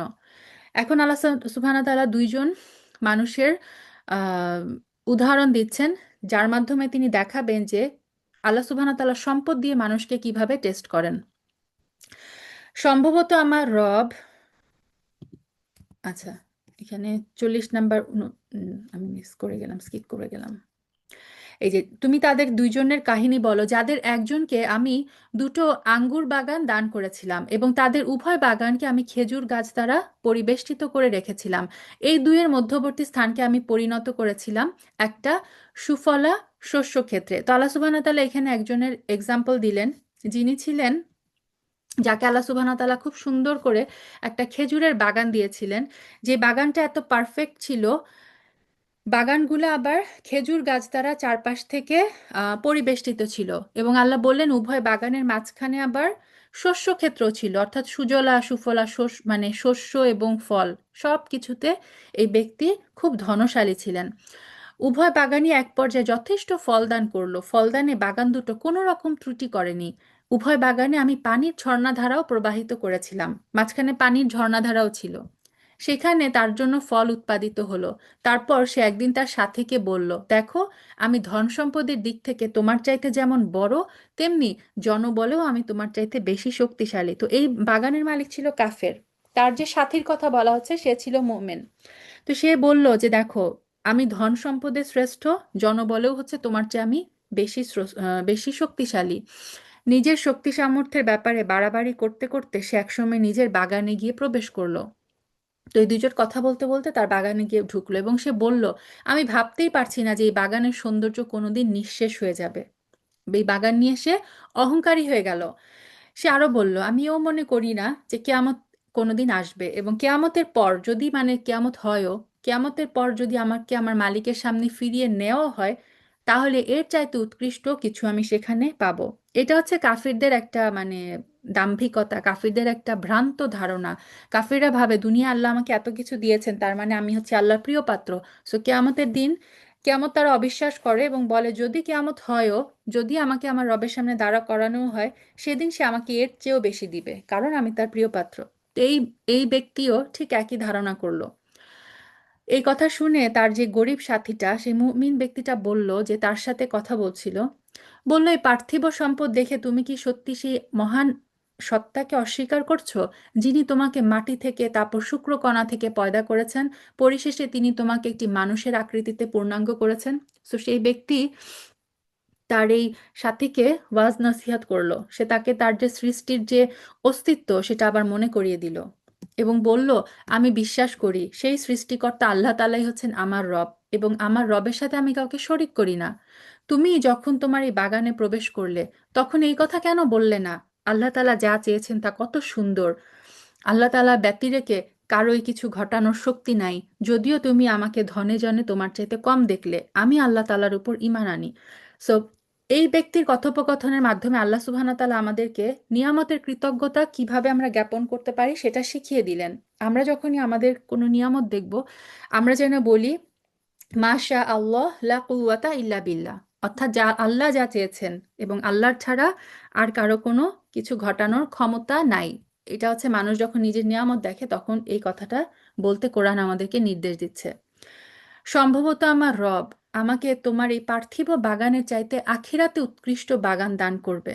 তো এই ব্যক্তি বললেন যে দুনিয়াতে হয়তো আল্লাহ তোমাকে অনেক বেশি দিয়েছেন, তা আমি আশা করি আমার রব আখিরাতে এই বাগানের চাইতে শ্রেষ্ঠ কোনো বাগান আমাকে দিবেন, এবং অকৃতজ্ঞতার জন্য তার উপর আসমান থেকে এমন কোনো বিপর্যয় নাজিল করবেন, ফলে তা উদ্ভিদ শূন্য বিরান ভূমিতে পরিণত হয়ে যাবে, অথবা তার পানি জমিনের নিচেই অন্তর্হিত হয়ে যাবে। তেমন কিছু হলে তুমি কখনো তার খুঁজে আনতে পারবে না। তারপর তাই ঘটল, তার বাগানের ফল ফলারিকে বিপর্যয় দিয়ে ঘিরে ফেরা হলো। তখন সেই ব্যক্তি সেই ব্যয়ের উপর যা সে বাগানের শোভাবর্ধনের পেছনে করেছিল, হাতের উপর হাত রেখে আক্ষেপ করতে লাগলো এবং তার বাগান মুখ থুবড়ে পড়ে থাকলো। সে বলতে লাগলো, কত ভালো হতো আমি যদি আমার মালিকের সাথে অন্য কাউকে শরিক না করতাম। অর্থাৎ আল্লাহ কি করলেন, এই বাগানটাকে ধ্বংস করে দিলেন, এবং এই ব্যক্তি যে বাগান প্রস্তুত, বাগানের সংস্কার, চাষাবাদে যা যা অর্থ ব্যয় করেছিল, সেটার জন্য চিন্তা করে করে আক্ষেপে তার হাত কচলাতে লাগলো। হাত কচলানো মানে হচ্ছে অনুতপ্ত হতে লাগলো। এবং বলা হয় যে এই মাচান এবং আঙ্গুরের লতা ছিল যে মাচানগুলোর উপরে, সেই মাচান সবগুলো জমিনে পড়ে গেল, তার সমস্ত আঙ্গুরের সমস্ত ফসল ধ্বংস হয়ে গেল। এবং ওই মুহূর্তে সে বুঝতে পারলো, সে অনুভব করলো, এবং সে বলল যে ইস, কত ভালো হতো আমি যদি আল্লাহর সাথেও কাউকে অংশী না করতাম। তবে এই যে মানে ঘটনা ঘটার পর, আযাব আসার পরে আক্ষেপ আর অনুতাপ করে তখন আর কোনো লাভ হয় না। কোনো দলই আজ তাকে আল্লাহর এই প্রতিশোধের মোকাবেলায় সাহায্য করার জন্য অবশিষ্ট রইল না। না সে নিজে কোনো রকমের প্রতিশোধ নিতে পারলো, অর্থাৎ যে জনবলকে নিয়ে তার এত গর্ব ছিল, সেই জনবলও তার কোনো কাজে আসলো না। কোনো কিছুই তাকে আল্লাহর আযাব থেকে আজকে বাঁচাতে পারলো না। ওখানে তো রক্ষা করার যাবতীয় এখতিয়ার একমাত্র আল্লাহ তাআলার। তিনি একমাত্র সত্য, পুরস্কার দানে, পরিণাম নির্ধারণে তিনিই উত্তম। হে নবী, তুমি এদের কাছে দুনিয়ার জীবনের উদাহরণ পেশ করো। এই জীবনটা হচ্ছে পানির মতো। সুবহানাল্লাহ, জীবনটা হচ্ছে পানির মতো। আমি তা আকাশ থেকে বর্ষণ করি, যার কারণে জমিনের উদ্ভিদ ঘন ও সুশোভিত হয়ে ওঠে। তারপর এক সময় তা ভূষিতে পরিণত হয়ে যায়, বাতাস তা উড়িয়ে নেয়। মূলত আল্লাহ তাআলা সব কিছুর উপর প্রচণ্ড ক্ষমতাবান। তো আল্লাহ সুবহানাহু ওয়া তাআলা বলছেন যে ক্ষেতের ফসলাদি আর গাছপালার উপর যখন আসমান থেকে বৃষ্টির পানি পড়ে, সেই বৃষ্টির পানি দিয়ে সেই ক্ষেত আরো সবুজ শ্যামল হয়ে ওঠে, ফসলাদি গাছপালা আরো বড় হয়, নতুন জীবন পায়। আবার এমন একটা সময় আসে যখন পানি না পাওয়ার কারণে অথবা ফসল পেকে যাওয়ার কারণে সেই ক্ষেত কি হয়, শুকিয়ে যায়। বাতাস যখন আসে, সেটা উড়িয়ে নিয়ে চলে যায়। বাতাসের এক ঝটকা সমস্ত কিছুকে তখন কি করে উড়িয়ে নিয়ে চলে যায়। তা আমাদের এই পার্থিব জীবনটা হচ্ছে সেরকম, যে কিছুকাল আমরা মানে একদম শিশু থাকি, তারপর আমরা যৌবনে মানে একদম যৌবনে পদার্পণ করি, তারপর আমরা আবার সেই বার্ধক্যের দিকে ফিরে যাই। আবার কি হয়, আমরা আমাদের জীবনটাও এই গাছের মতোই বিভিন্ন টার্ন পার করে একসময় সবকিছু কি করি, আমরা আল্লাহ সুবহানাহু ওয়া তাআলার কাছে আবার ফিরে যাই। এবং সব কিছুর উপর আমাদের মনে রাখতে হবে, এই সমস্ত কিছুর উপর আল্লাহ সুবহানাহু ওয়া তাআলাই হচ্ছেন একমাত্র ক্ষমতাবান। আসলে ধন সম্পদ, সন্তান সন্ততি হচ্ছে তোমাদের পার্থিব জীবনের কতিপয় অস্থায়ী সৌন্দর্য মাত্র। চিরস্থায়ী বিষয় হচ্ছে নেক আমল। এই যে বাকিয়াতুস সলিহাত, বাকি থাকবে কি, বাকি থাকবে শুধুমাত্র নেক আমল। এছাড়া পার্থিব জীবনের কোনো সম্পদই আমাদের স্থায়ী থাকবে না, থেকে যাবে শুধুমাত্র মানুষের নেক আমল। তোমার মালিকের কাছে পুরস্কার পাওয়ার জন্য তা অনেক ভালো, আর কোনো কল্যাণময় কিছু কামনা হিসেবেও তাই হচ্ছে উত্তম। যেদিন আমি পাহাড়সমূহকে চলমান করে সরিয়ে দিব, তুমি পৃথিবীকে দেখবে একটি শূন্য প্রান্তর। সেদিন আমি তাদের মানবকুলকে এক জায়গায় জড়ো করব, তাদের কোনো একজনকেও সেদিন আমি বাদ দিব না। অর্থাৎ কিয়ামতের ভয়াবহতার কথা বলা হচ্ছে। পাহাড়সমূহ সেদিন আল্লাহ বলেছেন যে তুলার মতো উড়ে যাবে। পৃথিবীকে আমরা দেখব একটা শূন্য প্রান্তর। সেদিন সবাইকে জড়ো করা হবে, তাদের সবাইকে তোমার মালিকের সামনে সারিবদ্ধভাবে এনে হাজির করা হবে। তারপর আমি বলবো, আজ তোমরা সবাই আমার কাছে এসে গেছো, ঠিক যেমনি করে আমি তোমাদের প্রথমবার সৃষ্টি করেছিলাম। কিন্তু তোমরা অনেকেই মনে করতে আমি তোমাদের আমার কাছে হাজির করার জন্য কোনো সময়ই নির্ধারণ করিনি। অর্থাৎ আল্লাহ এখানে তাদেরকে বলছেন যারা বলে যে কেয়ামত বলে কিছু নেই। তারপর তাদের সামনে আমলনামা রাখা হবে। তখন নাফরমান ব্যক্তিদের তুমি দেখবে, সে আমলনামায় যা কিছু লিপিবদ্ধ আছে তার কারণে খুব আতঙ্কগ্রস্ত হয়ে যাবে। তারা বলতে থাকবে, হায় দুর্ভাগ্য আমাদের, এটা কেমন বই! এ তো দেখছি আমাদের ছোট বড় প্রত্যেক বিষয়ের হিসাব রেখেছে। জীবনভর তারা যা কিছু করেছে প্রত্যেকটা বস্তু তারা সেই গ্রন্থে মজুদ দেখতে পাবে। তোমার মালিক কারো উপর বিন্দু মাত্র জুলুমও করবেন না। সো কত ভয়ঙ্কর একটা ডেসক্রিপশন। মানুষ সেদিন আমলনামা দেখে বলতে থাকবে, এটা কেমন বই, ছোট বড় কিছুই তো বাদ দেয়নি, প্রত্যেকটা এত ছোট একটা জিনিস রেখে আমি কিছুই মনে করি নাই, এটাও লিখে রাখা হয়েছে। আল্লাহ হাসিবনা হিসাবা ইয়াসির। স্মরণ করো, যখন আমি ফেরেশতাদের বলেছিলাম তোমরা সবাই আদমকে সাজদা করো, সবাই সাজদা করলো ইবলিস ছাড়া। সে ছিল জিনদের একজন, সে তার মালিকের আদেশের নাফরমানি করলো। তারপরও তোমরা কি তাকে এবং তার বংশধরদেরকে আমার বদলে তোমাদের অভিভাবক হিসেবে গ্রহণ করবে? সে তো ছিল তোমাদের প্রকাশ্য দুশমন। চেয়ে দেখো, জালেমদেরকে নিকৃষ্ট বিনিময় দেওয়া হয়েছে। আকাশমণ্ডলী এবং পৃথিবী সৃষ্টি করার সময় আমি তাদের কাউকে ডাকিনি, এমনকি স্বয়ং তাদের নিজেদের বানানোর সময়ও তো আমি তাদেরকে ডাকিনি। অন্যদের যারা গোমরাহ করে আমি তাদের বন্ধু হিসেবে গ্রহণ করি না। সেদিন তিনি বলবেন, তোমরা তাদেরকে ডাকো যাদেরকে তোমরা দুনিয়ায় আমার শরিক মনে করতে। তারপর ওরা তাদেরকে ডাকবে, কিন্তু তারা তাদের ডাকে কোনো সাড়া দিবে না। আমি এদের উভয়ের মাঝখানে এক মরণ ফাঁদ রেখে দিব। নাফরমান লোকেরা যখন জাহান্নামের আগুন দেখতে পাবে, তখন তারা বুঝে যাবে তারা এক্ষুনি সেখানে গিয়ে পতিত হচ্ছে। আর সেখানে পতিত হলে ওরা তা কখনোই সেখান থেকে মুক্তির পথ পাবে না। হাদিসে এসেছে, কাফের এমন স্থান থেকে নিশ্চিত হয়ে যাবে যে তার ঠিকানা জাহান্নাম, যার দূরত্ব হলো 40 বছরের পথ। অর্থাৎ সে সবকিছু দেখে আগেই বুঝে যাবে সে হচ্ছে জাহান্নামে যে পতিত হচ্ছে। আল্লাহুম্মা জিনা মিনান নার। অবশ্যই আমি মানুষের জন্য কোরআনে সব ধরনের উপমা উদাহরণ বিশদভাবে বর্ণনা করেছি, কিন্তু মানুষেরা অধিকাংশ বিষয় নিয়ে অযথা তর্ক করে। আমরা অনেক মানে তর্কপ্রিয়, সবকিছুতে আমরা তর্ক করি, এটা আল্লাহ বলে দিলেন। মানুষ অধিকাংশ বিষয় নিয়ে তর্ক করে। হেদায়েত যখন মানুষের সামনে এসে গেল, তখন ঈমান আনা এবং গুনাহের জন্য তাদের মালিকের কাছে ক্ষমা চাওয়া থেকে তাদের কোন জিনিস বিরত রাখছে? তারা কি তাদের কাছে পূর্ববর্তী মানুষের অবস্থা এসে পৌঁছানোর অপেক্ষা করছে, অর্থাৎ আযাবের অপেক্ষা করছে, কিংবা তাদের সামনে আযাব এসে হাজির হবার অপেক্ষা করছে? সাল্লাহ এই যে এত কিছু দেখাচ্ছেন আমাদেরকে, তারপর বললেন যে তারপরও গুনাহ থেকে তওবা করার, ক্ষমা চাওয়ার জন্য কিসে তাদেরকে বিরত রেখেছে? আমি তো রাসূলদেরকে মানুষের জন্য জান্নাতের সুসংবাদবাহী এবং জাহান্নামে সতর্ককারী করেই পাঠাই। কিন্তু যারা কুফরি করেছে তারা অযথাই ঝগড়া শুরু করে, যাতে তারা এই দিয়ে সত্যকে ব্যর্থ করে দিতে পারে। মূলত তারা আমার আয়াতসমূহকে এবং যেই সব বিষয় দিয়ে তাদের জাহান্নাম থেকে সতর্ক করা হয়েছিল তাকে একটি বিদ্রূপের বিষয়ে পরিণত করেছে। তার চাইতে বড় জালেম আর কে আছে, যাকে তার মালিকের আয়াতসমূহ স্মরণ করিয়ে দেওয়া হয় এবং সে থেকে মুখ ফিরিয়ে নিচ্ছে? যা কিছু গুনাহ তার দুটো হাত অর্জন করেছে, সে তাও ভুলে যায়। আমরা কিন্তু গুনাহ করে ভুলে যাই, পাপ কিন্তু আমাদের মনে থাকে না। আমি অবশ্যই তাদের অন্তরের উপর জাহেলিয়াতের আবরণ লাগিয়ে দিয়েছি, তাই তারা সত্য দিন বুঝতে পারছে না। তাদের কানেও কঠিন বস্তু ঢেলে দিয়েছি, তারা সত্য কথা শুনতে পায় না। অতএব হে নবী, তুমি ওদের যতই হেদায়েতের পথে ডাকো না কেন, তারা কখনো হেদায়েত পাবে না। হে নবী, তোমার রব বড়ই ক্ষমাশীল, দয়াবান।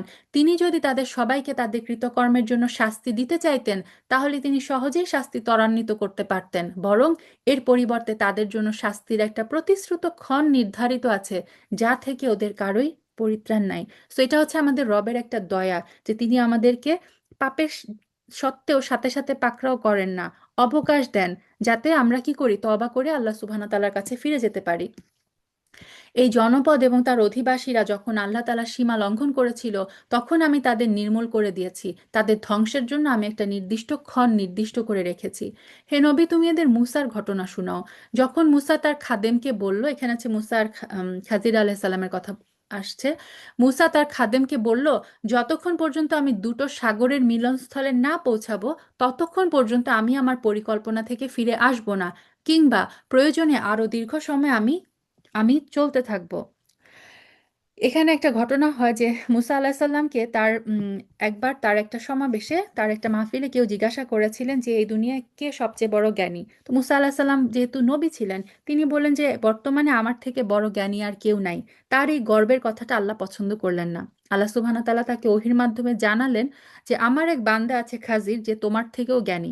এই কথা শুনে মুসা আলাহিসাল্লাম বললেন, হে আল্লাহ, আমি কিভাবে তোমার ওই জ্ঞানী বান্দার থেকে সাক্ষাৎ মানে তার সাথে আমি মিলিত হতে চাই, তাকে আমি কি কোথায় পাবো? আল্লাহ বললেন যে যেখানে উভয় সাগর একসাথে মিশে যাবে, আমার ওই বান্দাকে তুমি সেখানে পাবে। তো কোন দুইটাই সাগর? কেউ বলেছেন যে এটা হচ্ছে সিনাই মরুভূমির দক্ষিণ মাথায় উখবা উপসাগর আর সুইস উপসাগর একসাথে মিলিত হয়ে ওই জায়গাটায় তারা লোহিত সাগরের সাথে মিশে গেছে। তো অনেকেই বলেছেন এটা হচ্ছে ওই জায়গাটার কথা বলা হচ্ছে। এবং আল্লাহ আরো বললেন যে তুমি সাথে করে একটা মাছ নিয়ে যাবা। এই মাছ যখন তোমার থলি থেকে বের হয়ে অদৃশ্য হয়ে যাবে, তখন বুঝে নিও যে এটাই হচ্ছে তোমার গন্তব্যস্থল, ওইখানে তুমি আমার ওই বান্দাকে পাবে। তো এই নির্দেশ অনুযায়ী মুসা আলাহিসাল্লাম সাল্লাম এই মাছ নিলেন এবং তার সাথে একজন এই যে খাদেম নিলেন। সে খাদেম ছিল ইউশা বিন নুন আলাইহিস সালাম, যিনি মুসা আলাহিসাল্লামের সাল্লামের মৃত্যুর পরে তার স্থলাভিষিক্ত হয়েছিলেন। এবং মুসা আলাহিসাল্লাম সাল্লাম এই জ্ঞান অর্জনের জন্য এই খাদেমকে নিয়ে রওনা দিলেন এবং বললেন যে আমি চলতে থাকবো যতদিন আমি ওই মানে আল্লাহর ওই বান্দাকে না পাই, আমি আমার এই জার্নি অব্যাহত রাখবো। এটা ছিল, দেখেন, তার জ্ঞান অর্জনের যে স্পৃহা, জ্ঞান অর্জনের যে আগ্রহ। যখন তারা উভয় সে প্রত্যাশিত দুইটি সাগরের সঙ্গমস্থলে এসে উপস্থিত হলো, তখন তারা উভয় তাদের জন্য খাবারে রাখা মাছটির কথা ভুলে গেল। মাছটি সুড়ঙ্গের পথ ধরে সাগরে চলে গেল। তো এখানেও একটা মিরাকেল ঘটে। যখন তারা দুইজনে আরো কিছু দূর এগিয়ে গেল, তখন মুসা তার খাদেমকে বলল, এবার আমাদের নাস্তা নিয়ে এসো, আমরা এই সফরে সত্যি ভারী ক্লান্ত হয়ে পড়েছি। সে খাদেম বলল, তুমি কি দেখোনি আমরা যখন শিলাখণ্ডের পাশে বিশ্রাম করছিলাম, তখন মাছের কথা আমি ভুলেই গিয়েছিলাম। আসলে শয়তান আমাকে ভুলিয়ে দিয়েছিল, আমি তার কথাটা স্মরণ রাখবো। সেই মাছটি কি আশ্চর্যজনক পদ্ধতিতে নিজের পথ ধরে সাগরের দিকে নেমে গেল। অর্থাৎ মুসা আলাহ সাল্লাম এবং ইউসা আলাহ সাল্লাম একটা শিলাখণ্ডের পাশে বিশ্রাম নিচ্ছিলেন। তখন মুসা আলাহ সাল্লাম একটু মানে ঘুমের মতো ইয়ে হয়ে গিয়েছিলেন, আর ইউসা আলাহ সাল্লাম দেখেছিলেন যে মাছটা জীবিত হয়ে সমুদ্রের মধ্যে লাফ দেয় এবং সমুদ্রের মধ্যে একটা মানে একটা বিস্ময়করভাবে সমুদ্রের মধ্যে একটা পথ বানিয়ে নেয়। তো এই কথাটা ইউসা আলাহ সাল্লাম মুসা আলাহ সাল্লাম যখন ঘুম থেকে উঠলেন, মুসা আলাহ সাল্লামকে জানাতে ভুলে গেলেন। তারা অনেক দূর পথ চলে আসলেন। আসার পরে মুসা আলাহ সাল্লাম যখন বললেন যে আমার এখন ক্ষিধা লেগেছে, তুমি খাদ্য নিয়ে আসো, তখন এই খাদ্যের কথা শুনে ইউসা ইবনে নুনের এই মাছের কথা মনে পড়ে এবং তিনি বলেন যে শয়তান আমাকে ভুলিয়ে দিয়েছে। আমরা যে শিলাখণ্ডের পাশে বিশ্রাম নিচ্ছিলাম, সেখানেই তো ওই মাছটা থলে থেকে বের হয়ে এরকম সমুদ্রের মধ্যে তার নিজের একটা অদ্ভুত পথ করে নিয়েছিল। এই কথা শুনে মুসা আলাহ সাল্লাম বললেন, আরে এই তো হচ্ছে সেই জায়গা যার আমরা সন্ধান করছিলাম। তারপর তারা নিজেদের পথের চিহ্ন ধরে ফিরে এলো, অর্থাৎ নিজেদের ফুটস্টেপ ধরে ধরে আবার তারা সেই জায়গায় ব্যাক করলো। তারপর তারা সেখানে আমার বান্দাদের মাঝে একজন পুণ্যবান বান্দাকে পেল, যাকে আমি আমার অনুগ্রহ দান করেছি, উপরন্তু তাকে আমি আমার থেকে বিশেষ জ্ঞানও শিখিয়েছি। তো বহু হাদিসে এটা সুস্পষ্টভাবে বর্ণিত আছে। ওনাকে বলা হয় খাজির আলাইহিসসালাম, অর্থাৎ খাজির মানে হচ্ছে সবুজ শ্যামল। তিনি বলা হয় যে তিনি সাদা জমিনের উপর বসলে জমিনের যে অংশটুকুতে তিনি বসতেন সেই নিচের অংশটা সবুজ হয়ে যেত, এই যে কারণে তার নাম হচ্ছে খাজির। বুখারিতে এসেছে এটা। আচ্ছা, তো এই ব্যক্তিকে আল্লাহ সুবহানাহু ওয়া তাআলা তার স্পেশাল কিছু নিয়ামত দিয়েছিলেন, স্পেশাল কিছু জ্ঞান দিয়েছিলেন, যেই জ্ঞানটা মুসা আলাহিসাল্লামকেও সাল্লামকেও আল্লাহ সুবহানাহু ওয়া তাআলা দেন নাই। মুসা তাকে বলল, আমি কি তোমার অনুসরণ করতে পারি, যাতে করে আল্লাহ তাআলার কাছ থেকে যেই জ্ঞান তোমাকে শিখানো হয়েছে তার কিছু অংশ তুমি আমাকে শিখাতে পারো? সে বলল, হ্যাঁ পারো, তবে আমার সাথে থেকে তুমি কখনো ধৈর্য ধারণ করতে পারবে না। অবশ্য যে বিষয়টি তুমি জ্ঞান দিয়ে আয়ত্ত করতে পারোনি, তার উপর তুমি ধৈর্য ধরবেই বা কি করে? মুসা আলাহিসাল্লাম সাল্লাম বলল, আল্লাহ যদি চান আমাকে তুমি অধৈর্যশীল হিসেবেই পাবে। আমি তোমার কোনো আদেশেরই বরখিলাফ করব না। সো আমি ধৈর্যশীল থাকবো, আমি সবর রাখবো, আমি আহ, তোমার সব কথা শুনে মেনে নিব।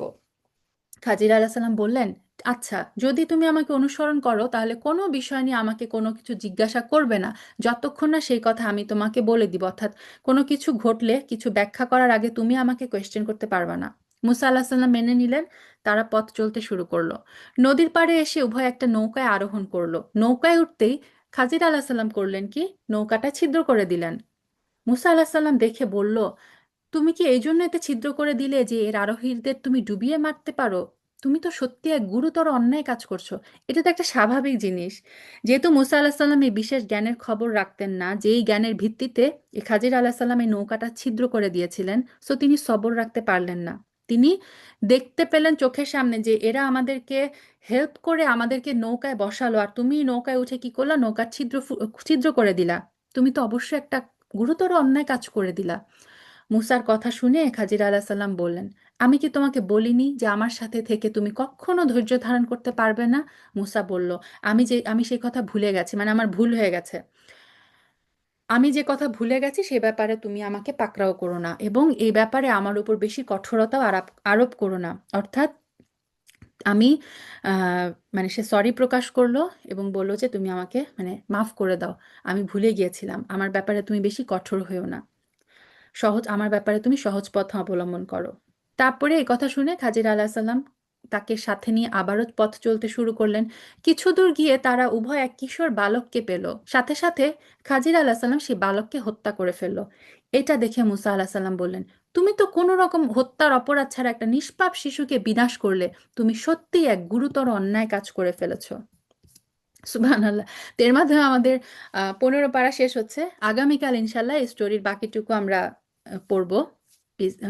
তো এটা খুব স্বাভাবিক যে মুসা আল্লাহ সাল্লামের শরীর যে জ্ঞান আল্লাহ সুবহানাহু ওয়া তাআলা তাকে দিয়েছিলেন, সে শরীয়তেও তো হত্যা হচ্ছে একটা জঘন্য অপরাধ। সে কারণে খুব স্বাভাবিকভাবেই কিন্তু মুসা আলাহ সাল্লাম এই হত্যার প্রতিবাদ করেছিলেন এবং খাজির আলাহ সাল্লামের এই কাজটাকে তিনি গুরুতর অন্যায় বলে গণ্য করেছিলেন। কিন্তু আগামীকালকে ইনশাল্লাহ আমরা দেখব যে এটার পিছনে আল্লাহ সুবহানাহু ওয়া তাআলার কি হিকমত ছিল। আল্লাহ সুবহানাহু ওয়া তাআলার নির্দেশে কিন্তু খাজির আলাহ সাল্লাম এই ঘটনাগুলো ঘটিয়েছিলেন।